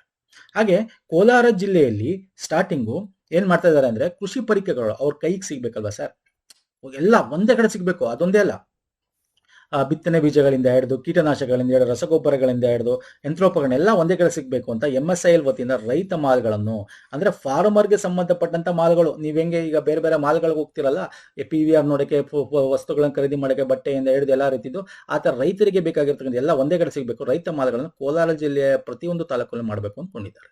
It's most important. ಇನ್ನು ತೋಟಗಾರಿಕೆ ಇಲಾಖೆ ಬಂದ್ರೆ ಪಬ್ಲಿಕ್ ಪ್ರೈವೇಟ್ ಪಾರ್ಟ್ನರ್ಶಿಪ್ ಅಲ್ಲಿ ತೋಟಗಳ ಅಭಿವೃದ್ಧಿಗೋಸ್ಕರ ಏನ್ ಮಾಡಬೇಕು ಅದನ್ನ ಮಾಡ್ತಾ ಇದ್ದಾರೆ. ಮತ್ತೆ ಈ ಅಡಿಕೆಗೆ ಬೆಳೆಯ ಎಲೆ ಚುಕ್ಕಿ, ಹಳದಿ ಎಲೆ, ಈ ತರ ಕೊಳೆ ರೋಗಗಳು ಏನ್ ಬರ್ತವೆ ಅದನ್ನ ಹಿಡಿಯಕ್ಕೆ ಏನ್ ಮಾಡಬೇಕು, 10 ಕೋಟಿ ವೆಚ್ಚದಲ್ಲಿ ಸಮುದಾಯ ಆಧಾರಿತ ರೋಗ ಕೀಟ ನಿಯಂತ್ರಣಗಳನ್ನು ಜಾರಿಗೆ ಮಾಡ್ತಾ ಇದ್ದಾರೆ. ಅಲ್ಲಲ್ಲಿ ಒಂದಷ್ಟು ಕಮ್ಯುನಿಟಿ ಬಿಲ್ಡ್ ಒಂದು ಈ ರೋಗಗಳು ಬರದೇ ಇರಂತೆ ಕೀಟಗಳನ್ನ ನಾಶಗಳನ್ನ ಕೊಡ್ತಕ್ಕಂಥದ್ದು. ಇನ್ನು ದಾವಣಗೆರೆ ಜಿಲ್ಲೆ ಹೊನ್ನಾವಳಿ ತಾಲೂಕು, ವಿಜಯಪುರ ಜಿಲ್ಲೆ ತೊರವಿನಲ್ಲಿ ಸ್ನೇಹಿತರೆ ಶೀತಲ ಗೃಹಗಳನ್ನ ಮಾಡಬೇಕು ಅಂದ್ಕೊಂಡಿದ್ದಾರೆ. ಮತ್ತೆ ಮೈಸೂರಿನ ಲಿಂಗಾಬುದ್ಧಿ ಸಸ್ಯ ತೋಟ ಸಮಗ್ರ ಅಭಿವೃದ್ಧಿ ಪ್ರವಾಸಿಗರನ್ನ ಕೇಂದ್ರವಾಗಿ ಇಟ್ಕೊಂಡು ಮಾಡ್ತಾ ಇದ್ದಾರೆ. ಯಾಕಂದ್ರೆ ಮೊದಲು ಇಲ್ಲಿ ಲಿಂಗಾಬುದ್ಧಿ ಪಾಳ್ಯ ಅಂತ, ಲಿಂಗಾಬುದ್ಧಿ ಕೆರೆ ಅಂತ ಇತ್ತು, ಈಗ ಅದು ಬತ್ತೋಗಿದೆ. ಮೈಸೂರು ಕುಕ್ನಳ್ಳಿ ಕೆರೆ ಅಂತಿಲ್ಲ, ಅದೇ ತರ ಅಲ್ಲೂ ಇತ್ತು, ಅದನ್ನ ಅವರು ಕರೆಕ್ಟಾಗಿ ಮೇಂಟೈನ್ ಮಾಡಿದೆ, ಅದು ಬತ್ತೋಗಿದೆ. ಹಾಗಾಗಿ ಅಲ್ಲಿ ಏನ್ ಮಾಡಿದ್ದಾರೆ, ಲಿಂಗಾಬುದ್ಧಿ ಸಸ್ಯ ತೋಟಗಳನ್ನ ಮಾಡಿದ್ದಾರೆ. ಹಾಗಾಗಿ ಅದನ್ನ ಪರಿಸರ ಪ್ರವಾಸಿ ತಾಣಗಳನ್ನಾಗಿ ಮಾಡಬೇಕು ಅಂತ ಹೇಳಿ ಮಾಡ್ತಾ ಇರ್ತಕ್ಕಂಥದ್ದು. ಇನ್ನು ರೇಷ್ಮೆಗೆ ಬಂದ್ರೆ ನಿಮ್ಗೆ ಗೊತ್ತಿದೆ, ಭಾರತದಲ್ಲಿ ಕರ್ನಾಟಕ ನಂಬರ್ 1 ರೇಷ್ಮೆ ಉತ್ಪಾದನೆಯಲ್ಲಿ 46, ಆಲ್ಮೋಸ್ಟ್ 50%, ಹತ್ತಿರ 46% ಕರ್ನಾಟಕ ದೇಶದ ರೇಷ್ಮೆ ರಾಜಧಾನಿ ಅಂತಾನು ಕೂಡ ಕರಿತೀವಿ, ಅಷ್ಟು ಉತ್ಪತ್ತಿ ಆಗ್ತಾರೆ. ನಿಮಗೆ ಗೊತ್ತಿದೆ, ರಾಮನಗರ ಈ ಕಡೆ ಬಂದ್ರೆ ರಾಮನಗರ ಜಿಲ್ಲೆ ಈ ಕಡೆ ಅಲ್ವಾ ಹೆಚ್ಚಾಗಿ ನಾವು ಬೆಳಿತೀವಿ. ಆದ್ರೆ ಉತ್ತರ ಕರ್ನಾಟಕದಲ್ಲಿ ಆಗ್ಬೇಕಲ್ಲ, ಹಾಗಾಗಿ ಅಲ್ಲಿ ರೇಷ್ಮೆ ಗೂಡುಗಳು ಬೆಳೆದೊಂದೇ ಅಲ್ಲ, ಮಾರುಕಟ್ಟೆ ಸಿಗ್ಬೇಕಲ್ಲ, ಅವ್ರಿಗೆ ಒಂದ್ ಕಡೆ ಓಡಾಡ್ಬೇಕಲ್ಲ. ಹಾಗಾಗಿ ರೇಷ್ಮೆ ಗೂಡುಗಳ ಮಾರುಕಟ್ಟೆಗೋಸ್ಕರ ಉತ್ತರ ಕರ್ನಾಟಕ ಜಿಲ್ಲೆಗಳಲ್ಲಿ ಪ್ರತಿ ಗೂಡು ಮಾರಾಟ ಮಾಡಲು ಪ್ರತಿ ಕೆಜಿ ಗೂಡಿಗೆ 10 ರಿಂದ 20 ರೂಗೆ ಹೆಚ್ಚಳ ಮಾಡ್ತಾ ಇದ್ದಾರೆ, ಸಾಗಾಣಿಕೆ ವೆಚ್ಚ ಅಂತ. ಯಾಕಂದ್ರೆ ಅವ್ರಿಗೆ ಮಾರುಕಟ್ಟೆ ಹತ್ರ ಇಲ್ಲ. ಈ ಕಡೆ ಬಂದ್ರೆ ನಿಮ್ಗೆ ದಕ್ಷಿಣ ಕರ್ನಾಟಕದಲ್ಲಿ ಮೈಸೂರು, ಮಂಗಳೂರು, ಮಂಗಳೂರು, ರಾಮನಗರ, ಬೆಂಗಳೂರು, ಕೋಲಾರ ಈ ಕಡೆ ಎಲ್ಲ ನಿಮ್ಗೆ ಸಿಗುತ್ತೆ, ಕನಕಪುರ ಈ ಕಡೆ ಎಲ್ಲ. ಬಟ್ ಆ ಕಡೆ ಸೈಡ್ ಏನಾಗುತ್ತೆ, ಇಲ್ಲ. ಹಾಗಾಗಿ ಅಂತವ್ರಿಗೆ ಸಿಗ್ಬೇಕಲ್ಲ, ಹಾಗಾಗಿ ಅವ್ರ ಸಾಗಾಣಿಕೆ ವೆಚ್ಚ ಜಾಸ್ತಿ ಆಗಿದೆ. ಹಾಗಾಗಿ 10 ರೂಪಾಯಿ ಕೊಡ್ತಾ ಇದ್ರು ಎಕ್ಸ್ಟ್ರಾ 1 ಕೆಜಿಗೆ ಅಂತ, 20 ರೂಪಾಯಿ ಎಕ್ಸ್ಟ್ರಾ ಕೊಡ್ತಾ ಇದ್ದಾರೆ. ಹಾಗೆ ರಾಮನಗರ, ಶಿಡ್ಲಘಟ್ಟ, ಹಾವೇರಿ, ತಾಂಡವಪುರ, ಮೈಸೂರಲ್ಲಿ, ಕಲಬುರಗಿ ಸಿಲ್ಕ್ ಪಾರ್ಕ್ ಗಳನ್ನ ಮಾಡಬೇಕು ಅಂದ್ಕೊಂಡಿದ್ದಾರೆ. ಓಕೆ, ಇವೆಲ್ಲ ಕೂಡ ರೇಷ್ಮೆಯ ಅಭಿವೃದ್ಧಿಗೋಸ್ಕರ ಕೈಗೊಂಡಿರ್ತಕ್ಕಂಥ ಪ್ರಮುಖ ಯೋಜನೆಗಳು. ಇನ್ನು ಪಶುಸಂಗೋಪನೆ ವೆರಿ ಇಂಪಾರ್ಟೆಂಟು. ಈ 3 ಹೊಸ ಪಶು ವೈದ್ಯಕೀಯ ಕಟ್ಟಡಗಳನ್ನು ನಿರ್ಮಾಣ ಮಾಡಬೇಕು ಈ ಸಾಲಲ್ಲಿ ನಬಾರ್ಡ್ ಸಹಾಯಧನಿಗೆ ಅಂತ ಕೈಗೊಂಡಿದ್ದಾರೆ. ಯಾಕೆಂದ್ರೆ ನಿಮ್ಗೆ ಗೊತ್ತಿದೆ, ಆಪರೇಷನ್ ಫ್ಲಡ್ 2.0 ಮಾಡ್ತಾ ಇದ್ದೀವಿ ಈಗ ಕೇಂದ್ರ ಸರ್ಕಾರದ ಒಂದು ಇದನ್ನ ಕೈಗೊಂಡಿರ್ತಕ್ಕಂಥದ್ದು. ಹಾಗೆ ಬೇರೆ ಬೇರೆ ತಳಿಗಳನ್ನ, ಪಶು ಅಂದ ತಕ್ಷಣ ಇಲ್ಲಿ ನಿಮಗೆ ಬರೀ ಹಸು ಅಂತಾನೆ ಅನ್ಕೋಬೇಡಿ, ಬೇರೆ ಎಲ್ಲಾ ರೀತಿನೂ ಬರುತ್ತೆ ಇಲ್ಲಿ. ಹಾಗಾಗಿ ಆ ಒಂದು ಮೇಕೆ ತಳಿಗಳಾಗಿರ್ಬೋದು, ಆಡುಗಳ ತಳಿಗಳನ್ನು ಉನ್ನತೀಕರಣ ಮಾಡೋದಾಗಿರ್ಬೋದು. ಹಾಗಾಗಿ ಮೈಸೂರಿನಲ್ಲಿ ಬೋಯರ್ ಮೇಕೆ ತಳಿ ಸಂವರ್ಧನಾ ಕೇಂದ್ರ ಮಾಡೋದು, ಪಿರಿಯಾಪಟ್ಟಣ ತಾಲೂಕು ಅಲ್ಲಿ ಕಂಪಲಾಪುರದಲ್ಲಿ ಬಂಡೂರು ಕುರಿ ತಳಿ ಸಂವರ್ಧನಾ ಕೇಂದ್ರ ಸ್ಥಾಪನೆ ಮಾಡಬೇಕು ಅಂತ ಘೋಷಣೆ ಮಾಡಿದ್ದಾರೆ. Is most important. ಓಕೆ, ಇನ್ನು ವರ್ಷಕ್ಕೊಂದು ಕರು ಅಂತ ಒಂದು ಘೋಷವಾಕ್ಯ ಸ್ಲೋಗನ್ ಅಡಿಯಲ್ಲಿ ರು. 5 ಕೋಟಿ ವೆಚ್ಚದಲ್ಲಿ ರಾಜ್ಯದ 1,000 ಗ್ರಾಮ ಪಂಚಾಯತಿಗಳಲ್ಲಿ ಫಲಧಾರ ಶಿಬಿರ ಆರಂಭ ಮಾಡ್ತಾರೆ.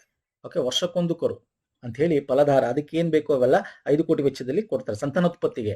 ವೆರಿ ಇಂಪಾರ್ಟೆಂಟ್ ಇದು. ಮತ್ತೆ ಪಶುಗಳಲ್ಲಿ ರೋಗ ಎಲ್ಲ ಇರುತ್ತವಲ್ಲ, ಅದಕ್ಕೆ ಸಿಟಿ ಸ್ಕ್ಯಾನ್ ಮಾಡಬೇಕು, ತುಂಬಾ ಕಷ್ಟ.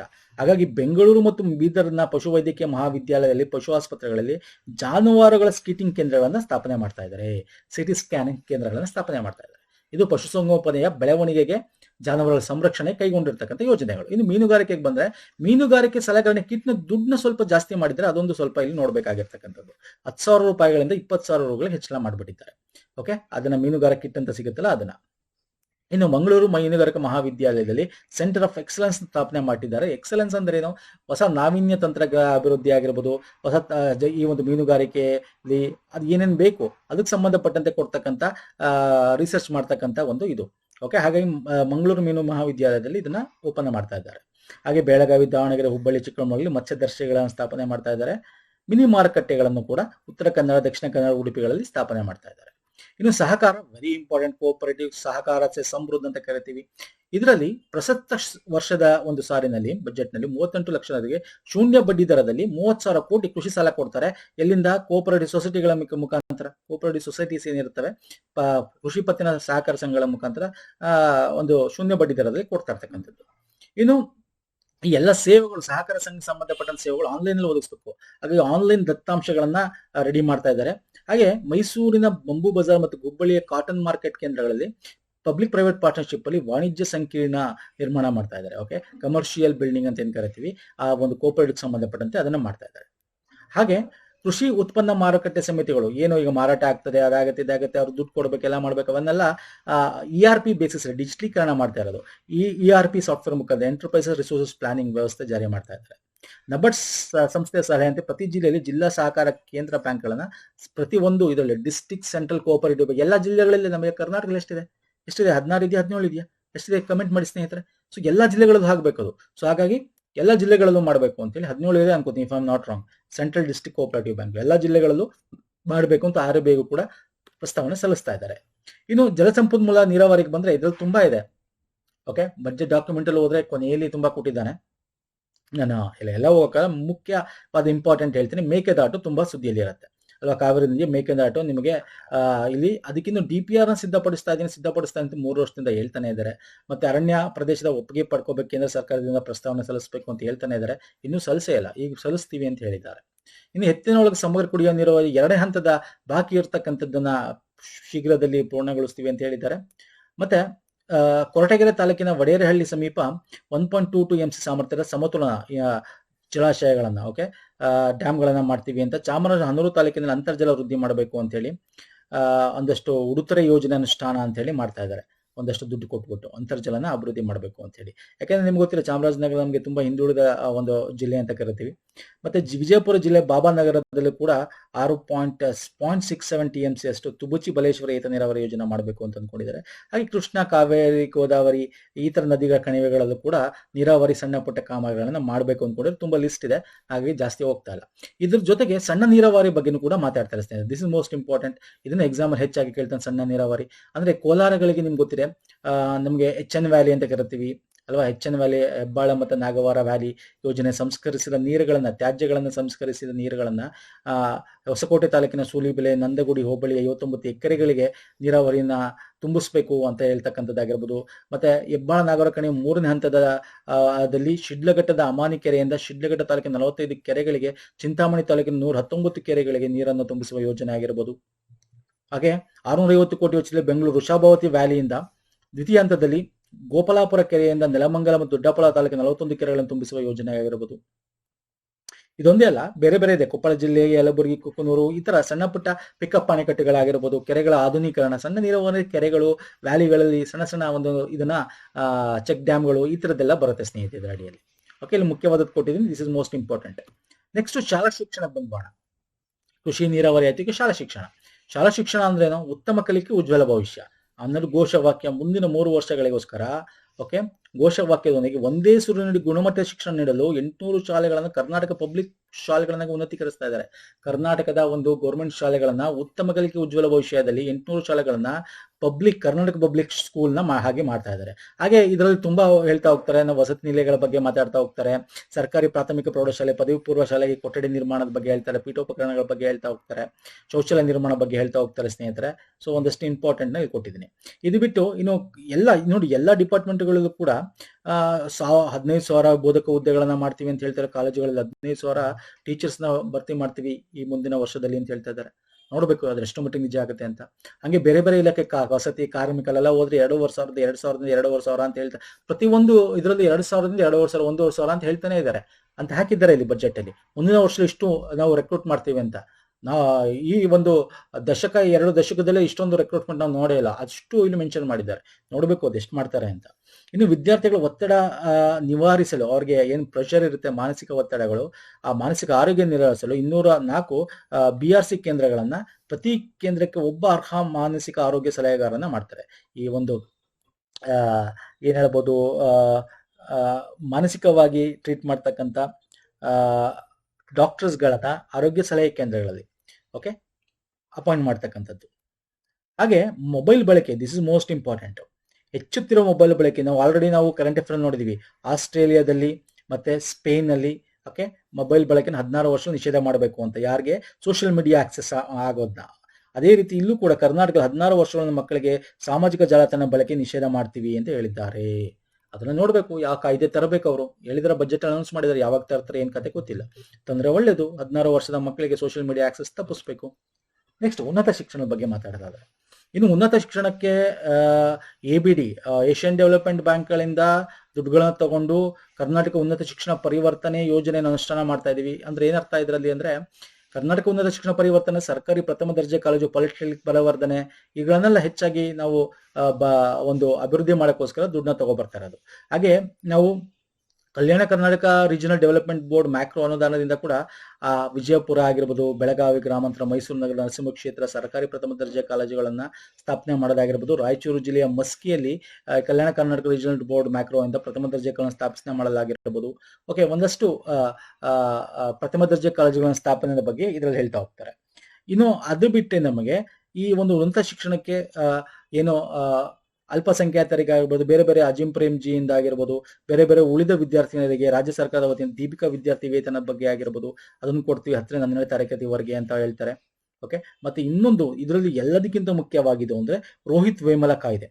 ಓಕೆ, ಇದು ರಾಜ್ಯದ ಎಲ್ಲ ಸರ್ಕಾರಿ, ಖಾಸಗಿ, ಡೀಮ್ಡ್ ವಿಶ್ವವಿದ್ಯಾಲಯಗಳ ಜಾತಿ ಆಧಾರದ ಮೇಲೆ, ಅಂದ್ರೆ ಜಾತಿ ಅಂದ್ರೆ ಇಲ್ಲಿ ಬರೀ SC ಅಲ್ಲ, SC ST OBC ಜಾತಿಗಳ ಆಧಾರದ ಮೇಲೆ ಅವ್ರಿಗೆ ಏನಾರು ಮಾಡಿದ್ರೆ ರೋಹಿತ್ ವೇಮುಲ ಕಾಯ್ದೆಯನ್ನು ಜಾರಿಗೆ ತಂದು ಸಾಮಾಜಿಕ ಧೋರಣೆಯಲ್ಲಿ ಕೇಸ್ಗಳನ್ನು ದಾಖಲೆ ಮಾಡ್ಕೋತಾರೆ. ಯಾರು ರೋಹಿತ್ ವೇಮುಲ? ಯಾರು 2016ರಲ್ಲಿ ಜಾತಿ ನಿಂದನೆಗೋಸ್ಕರ ನೇಣ ಹಾಕೊಂಡಿರ್ತಾ ಸೂಸೈಡ್ ಮಾಡ್ಕೊಂಡಿರ್ತಕ್ಕಂಥ ಒಬ್ಬ ವಿದ್ಯಾರ್ಥಿ.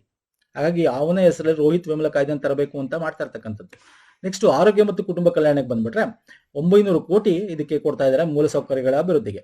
ತಾಯಂದಿರ ಮರಣ ಏನು ಕಮ್ಮಿ ಮಾಡಬೇಕು ಅಂತ ಅವರು ಸ್ಲೋಗನ್ ಮುಖಾಂತರ ಎಲ್ಲ ಮಾಡಿದ್ದು, ಅದು ಶೂನ್ಯ ಕೇಳಿಸುವ ಅಭಿಯಾನದಲ್ಲಿ ರಾಜ್ಯ ತಾಯಂದಿರ ಮರಣ 24% ಇಳಿಕೆ ಆಗಿದೆ. ಇನ್ನು ಇಳಿಕೆ ಆಗ್ಬೇಕು 100% ಜಾಸ್ತಿ, ಆದ್ರೆ 24% ಶೂನ್ಯ ಆಗಿಲ್ಲ. ಮತ್ತೆ ಟ್ರೋಮಾ ಕೇರ್ ಸೆಂಟರ್ಗಳನ್ನಾಗಿರ್ಬೋದು, ಟೈಪ್ 1 ಡಯಾಬಿಟಿಸ್ ಫಾರ್ ಮಕ್ಕಳಿಗೋಸ್ಕರ ತೆಗೆಯೋದಾಗಿರ್ಬೋದು, ಅವರಿಗೆ ಉಚಿತ ಇನ್ಸುಲಿನ್ ಪೆನ್ಗಳನ್ನು ಕೊಡೋದಾಗಿರ್ಬೋದು, ಈ ತರ ಕಾರ್ಯಕ್ರಮಗಳನ್ನು ಹಮ್ಮಿಕೊಂಡಿದ್ದಾರೆ.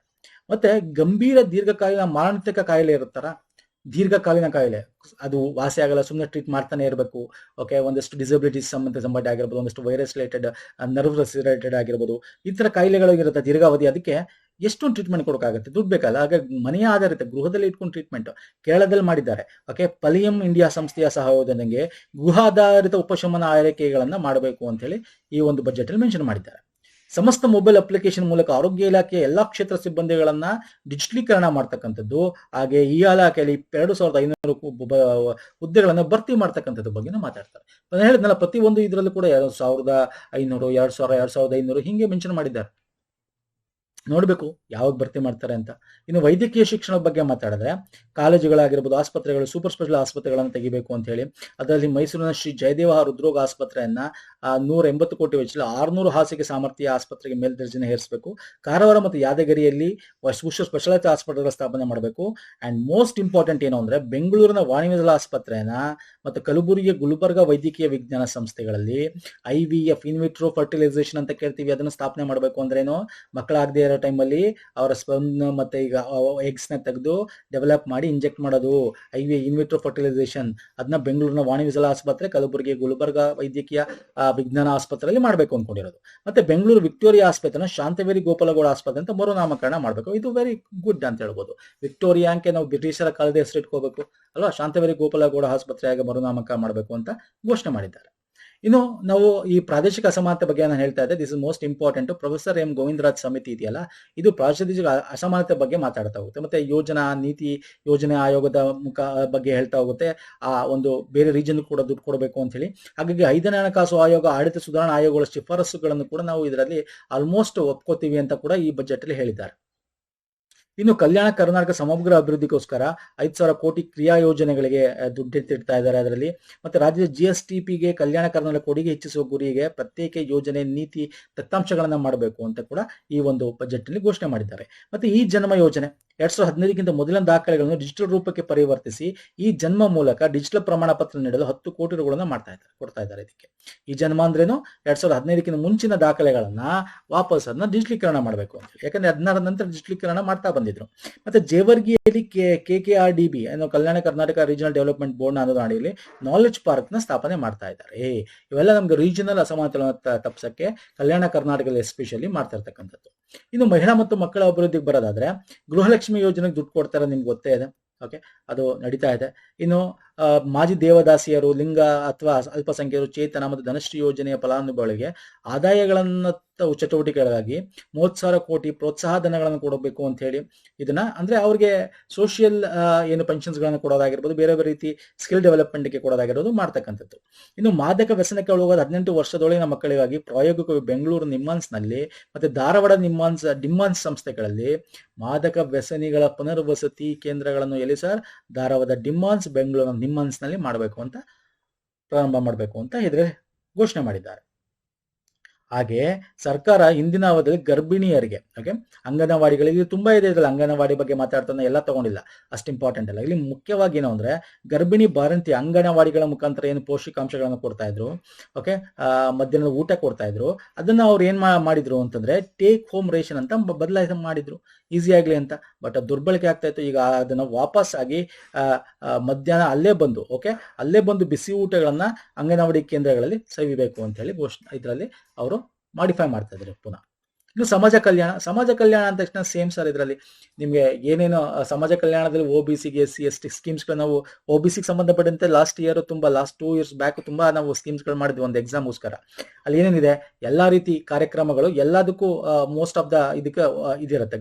ಗಂಗಾ ಕಲ್ಯಾಣದಿಂದ ಹಿಡಿದು ಬೇರೆ ಬೇರೆ ಸ್ಕಾಲರ್ಶಿಪ್ ಇಂದ ಹಿಡಿದು ಸೊ ಹಾಗಾಗಿ ಪರಿಶಿಷ್ಟ ಜಾತಿಗಳಿಗೆ ಸಂಬಂಧಪಟ್ಟಂತೆ ನಾನು ವಿದ್ಯಾರ್ಥಿ ನಿಲಯಗಳ ಬಗ್ಗೆ ಆಗಿರ್ಬೋದು, ಸ್ಕಾಲರ್ಶಿಪ್ ಬಗ್ಗೆ ಆಗಿರ್ಬೋದು, ಹೊಸ ವಸತಿ ಶಾಲೆಗಳ ಬಗ್ಗೆ ಆಗಿರ್ಬೋದು, ಇದನ್ನ ಇಲ್ಲಿ ಕೊಡ್ತಾ ಹೋಗ್ತಾರೆ. ಗಂಗಾ ಕಲ್ಯಾಣ ಯೋಜನೆ, ಪ್ರತಿ ಕೊಳವೆಬಾವಿಗೆ ಏನು ಇವೆಲ್ಲ ಇದೆಯಲ್ಲ, ಇದು ಆಸ್ ಯೂಶುವಲ್, ಇದ್ರ ಬಗ್ಗೆ ಹೆಚ್ಚು ಮಾತಾಡುವಂತ ನೆಸಿಟಿ ಇಲ್ಲ.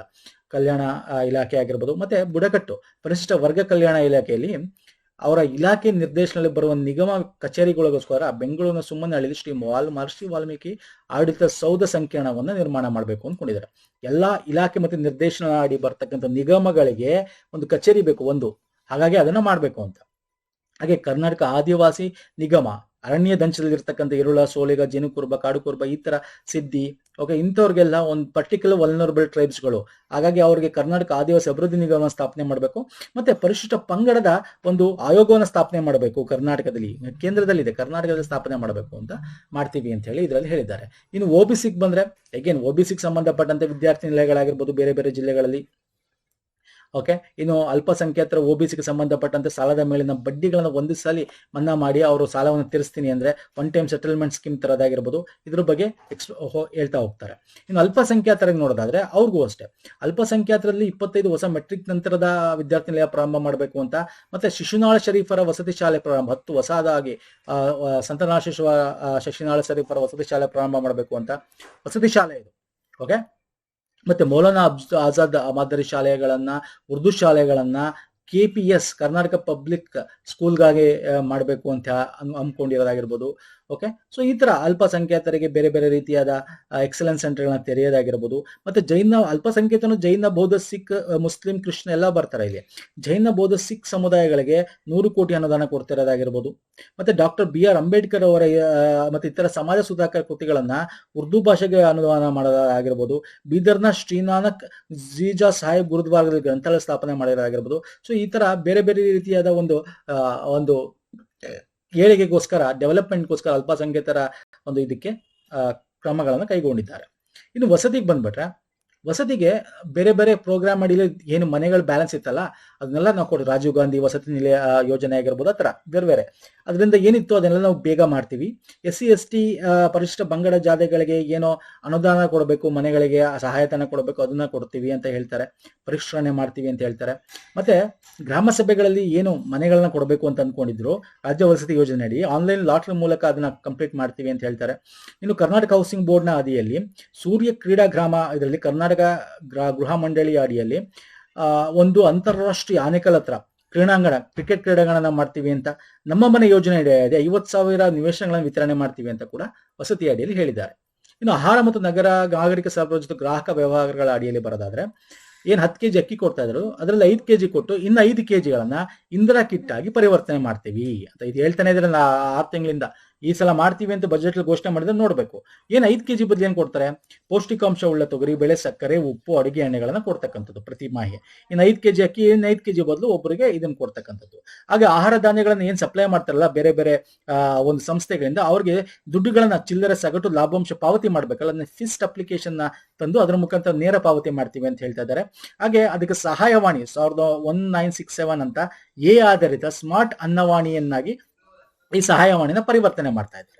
ಇನ್ನು ನೆಕ್ಸ್ಟ್ ಬರೋದಾದ್ರೆ ಕಾರ್ಮಿಕ ಇಲಾಖೆ ಅಂದ ತಕ್ಷಣ ಫಸ್ಟ್ ನೋಡೋದಾದ್ರೆ ಮಹಿಳೆಯರಿಗೆ ನೋಡೋದಾದ್ರೆ ಋತುಚಕ್ರ ನಿಮ್ಗೆ ಗೊತ್ತಿದೆ ಅಂತ ಕರ್ನಾಟಕದ ಫಸ್ಟ್ ಸ್ಟೇಟ್ ಗೌರ್ಮೆಂಟ್ ಪ್ರೈವೇಟ್ ಎಲ್ಲಾ ಕಡೆ ಕೂಡ ಒಂದು ತಿಂಗಳಿಗೆ ವೇತನ ಸಹಿತ ರಜೆ ಕೊಡಬೇಕು ಅಂತ ಹೇಳಿ ಮಾಡಿರ್ತಕ್ಕಂಥದ್ದು. ಹಾಗೆ GTTC ಸೆಂಟರ್ಗಳನ್ನು ತೆಗಿಬೇಕು ಅಂತ ಆಗಿರ್ತಕ್ಕಂಥದ್ದಾಗಿರ್ಬೋದು. ಹುಬ್ಬಳ್ಳಿ ಮತ್ತು ಧಾರವಾಡ ಮಹಾನಗರದಲ್ಲಿ ಕೌಶಲ್ಯ ತರಬೇತಿ ಸ್ಕಿಲ್ ಡೆವಲಪ್ಮೆಂಟ್ ಅಕಾಡೆಮಿ ತರಬೇಕು ಅಂತಂದಾಗಿರ್ಬೋದು. ಅಸಂಘಟಿತ ಅನ್ಆರ್ಗನೈಸ್ಡ್ ಕಾರ್ಮಿಕರಿಗೋಸ್ಕರ ಆನ್ಲೈನ್ ಉದ್ಯೋಗ, ಈಗ ಏನು ನಾವು ಎಂಪ್ಲಾಯ್ಮೆಂಟ್ ಎಕ್ಸ್ಚೇಂಜ್ ಅಂತ ಕರಿತಿದ್ವಿ ಮೊದಲೆಲ್ಲ. ನಿಮಗೆ 20 ವರ್ಷಕ್ಕೆ ಹೋದ್ರೆ ಎಂಪ್ಲಾಯ್ಮೆಂಟ್ ಎಕ್ಸ್ಚೇಂಜ್ಗಳನ್ನ ಮಾಡಬೇಕು ಅಂತ ಅನ್ಕೊಂಡಿದ್ರು. ಅದನ್ನ ಮಾಡಿದ್ರು ಅವಾಗ 25 ವರ್ಷಕ್ಕೆ ಹೋದ್ರೆ ಮೊದಲು ಎಂಪ್ಲಾಯ್ಮೆಂಟ್ ಎಕ್ಸ್ಚೇಂಜ್ಗಳಿರೋವು, ಅಲ್ಲಿನ ಮುಖಾಂತರ ಜಾಬ್ಗಳು ಗೊತ್ತಾಗ್ತಾ ಇತ್ತು. ಅದೇ ರೀತಿ ಅಸಂಘಟಿತ ಕಾರ್ಮಿಕರಿಗೆ ಆನ್ಲೈನ್ ನಲ್ಲಿ ಒಂದು ಎಂಪ್ಲಾಯ್ಮೆಂಟ್ ಎಕ್ಸ್ಚೇಂಜ್ಗಳನ್ನ ಕಾಯಕ ಭಾಗ್ಯ ಯೋಜನೆ ತೆರಿಬೇಕು ಅಂತ ಹೇಳಿ. ಮತ್ತೆ ಅದೊಂದೇ ಅಲ್ಲದೆ ಬ್ರೆಸ್ಟ್ ಮತ್ತು ಸರ್ವಿಕಲ್ ಕ್ಯಾನ್ಸರ್ ತಪಾಸಣೆನ ಜಾರಿಗೆ ಮಾಡಿ ಈ ತರದಕ್ಕೆ ಹೆಚ್ಚು ತುತ್ತಾಗ್ತಿರ್ತಕ್ಕಂಥ ಅವ್ರನ್ನ ಲಸಿಕೆಗಳನ್ನ ಕಾರ್ಯಕ್ರಮಗಳನ್ನು ಕೈಗೊಳ್ಳಬೇಕು ಅಂತ ಇದರಲ್ಲಿ ಹೇಳಿದ್ದಾರೆ. ಇನ್ನು ಸ್ಕಿಲ್ ಡೆವಲಪ್ಮೆಂಟ್ ಬಗ್ಗೆ ಮಾತಾಡ್ತಾ ಇದ್ದೆ. ಯುವ ನಿಧಿ ಯೋಜನೆ ಅಡಿ ಇದುವರೆಗೂ ಅರ್ಹಗಳಿಗೆ 913 ಕೋಟಿ ಕೊಟ್ಟಿದೀವಿ ಅಂತ ಹೇಳ್ತಿದ್ದಾರೆ. ಅದನ್ನ ಹೇಳ್ತಾ ಇರೋದು ಕೊಟ್ಟಿದೀವಿ ಒಟ್ಟು ಅಂತ, ಇಷ್ಟು ಲಕ್ಷ ಜನರಿಗೆ. ಆದ್ರೆ ಮುಂದೆ ಏನ್ ಕೊಡ್ತೀವಿ ಅನ್ನೋದ್ರ ಬಗ್ಗೆ ಮಾತಾಡ್ತಾ ಇಲ್ಲ ಇಲ್ಲಿ.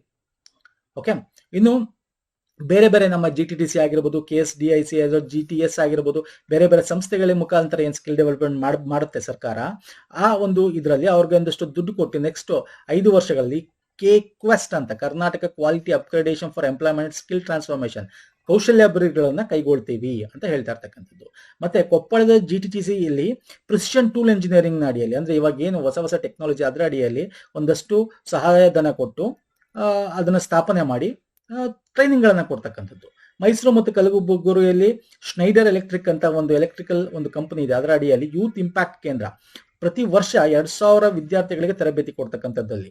ಹಾಗೆ ಚಾಲೆಂಜ್ ಫಂಡ್ ಅಂತ, ಓಕೆ, ಈ ಒಂದು ಕಾರ್ಮಿಕ ಉದ್ಯೋಗ ಸಂಬಂಧಿತ ಸವಾಲುಗಳಿಗೆ ಏನಾರು ಇದ್ರೆ ಈ ಚಾಲೆಂಜ್ ಫಂಡ್ ಮುಖಾಂತರ ದುಡ್ಡುಗಳನ್ನ ಕೊಡೋಕ್ಕೋಸ್ಕರ ತಂದಿರೋದು. ದಿಸ್ ಇಸ್ ವೆರಿ ಇಂಪಾರ್ಟೆಂಟ್, ನೋಡ್ಕೊಳ್ಳಿ. ಸ್ಕಿಲ್ ಡೆವಲಪ್ಮೆಂಟ್ಗೋಸ್ಕರ ಮಾಡಿರ್ತಕ್ಕಂಥದ್ದು ಚಾಲೆಂಜ್ ಫಂಡ್ ಅಂತ ಎಕ್ಸಾಂಪಲ್ ಕೇಳ್ತಾನೆ.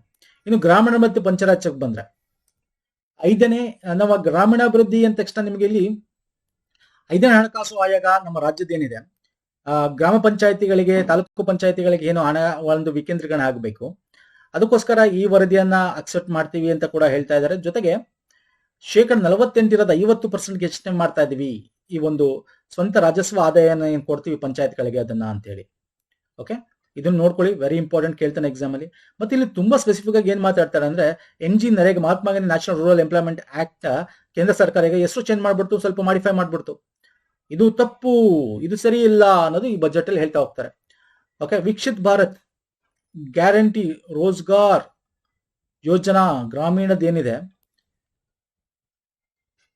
ನರೇಗಾ ಬದಲು ಈ ಹೆಸರು ಚೇಂಜ್ ಮಾಡಿ ಕೊಡ್ತಾ ಇದ್ದಾರೆ, ಇದು ದುರ್ಬಲಗೊಳಿಸುತ್ತೆ ಇದನ್ನ ಅಂತ ಮುಖ್ಯವಾಗಿ ಹೇಳಿದಾರೆ. ಏನ್ ಹೇಳ್ತಾರೆ ಅಂದ್ರೆ, ಬೇಡಿಕೆ ಆಧಾರಿತ ಉದ್ಯೋಗ ಖಾತರಿಯಿಂದ ದೂರ ಸರಿದು ಉದ್ಯೋಗ ಹಂಚಿಕೆ ವ್ಯವಸ್ಥೆಗೆ ಅವಕಾಶ ಆಗೋದನ್ನ ಕಮ್ಮಿ ಮಾಡಿದೆ ಇದು ಅಂತ.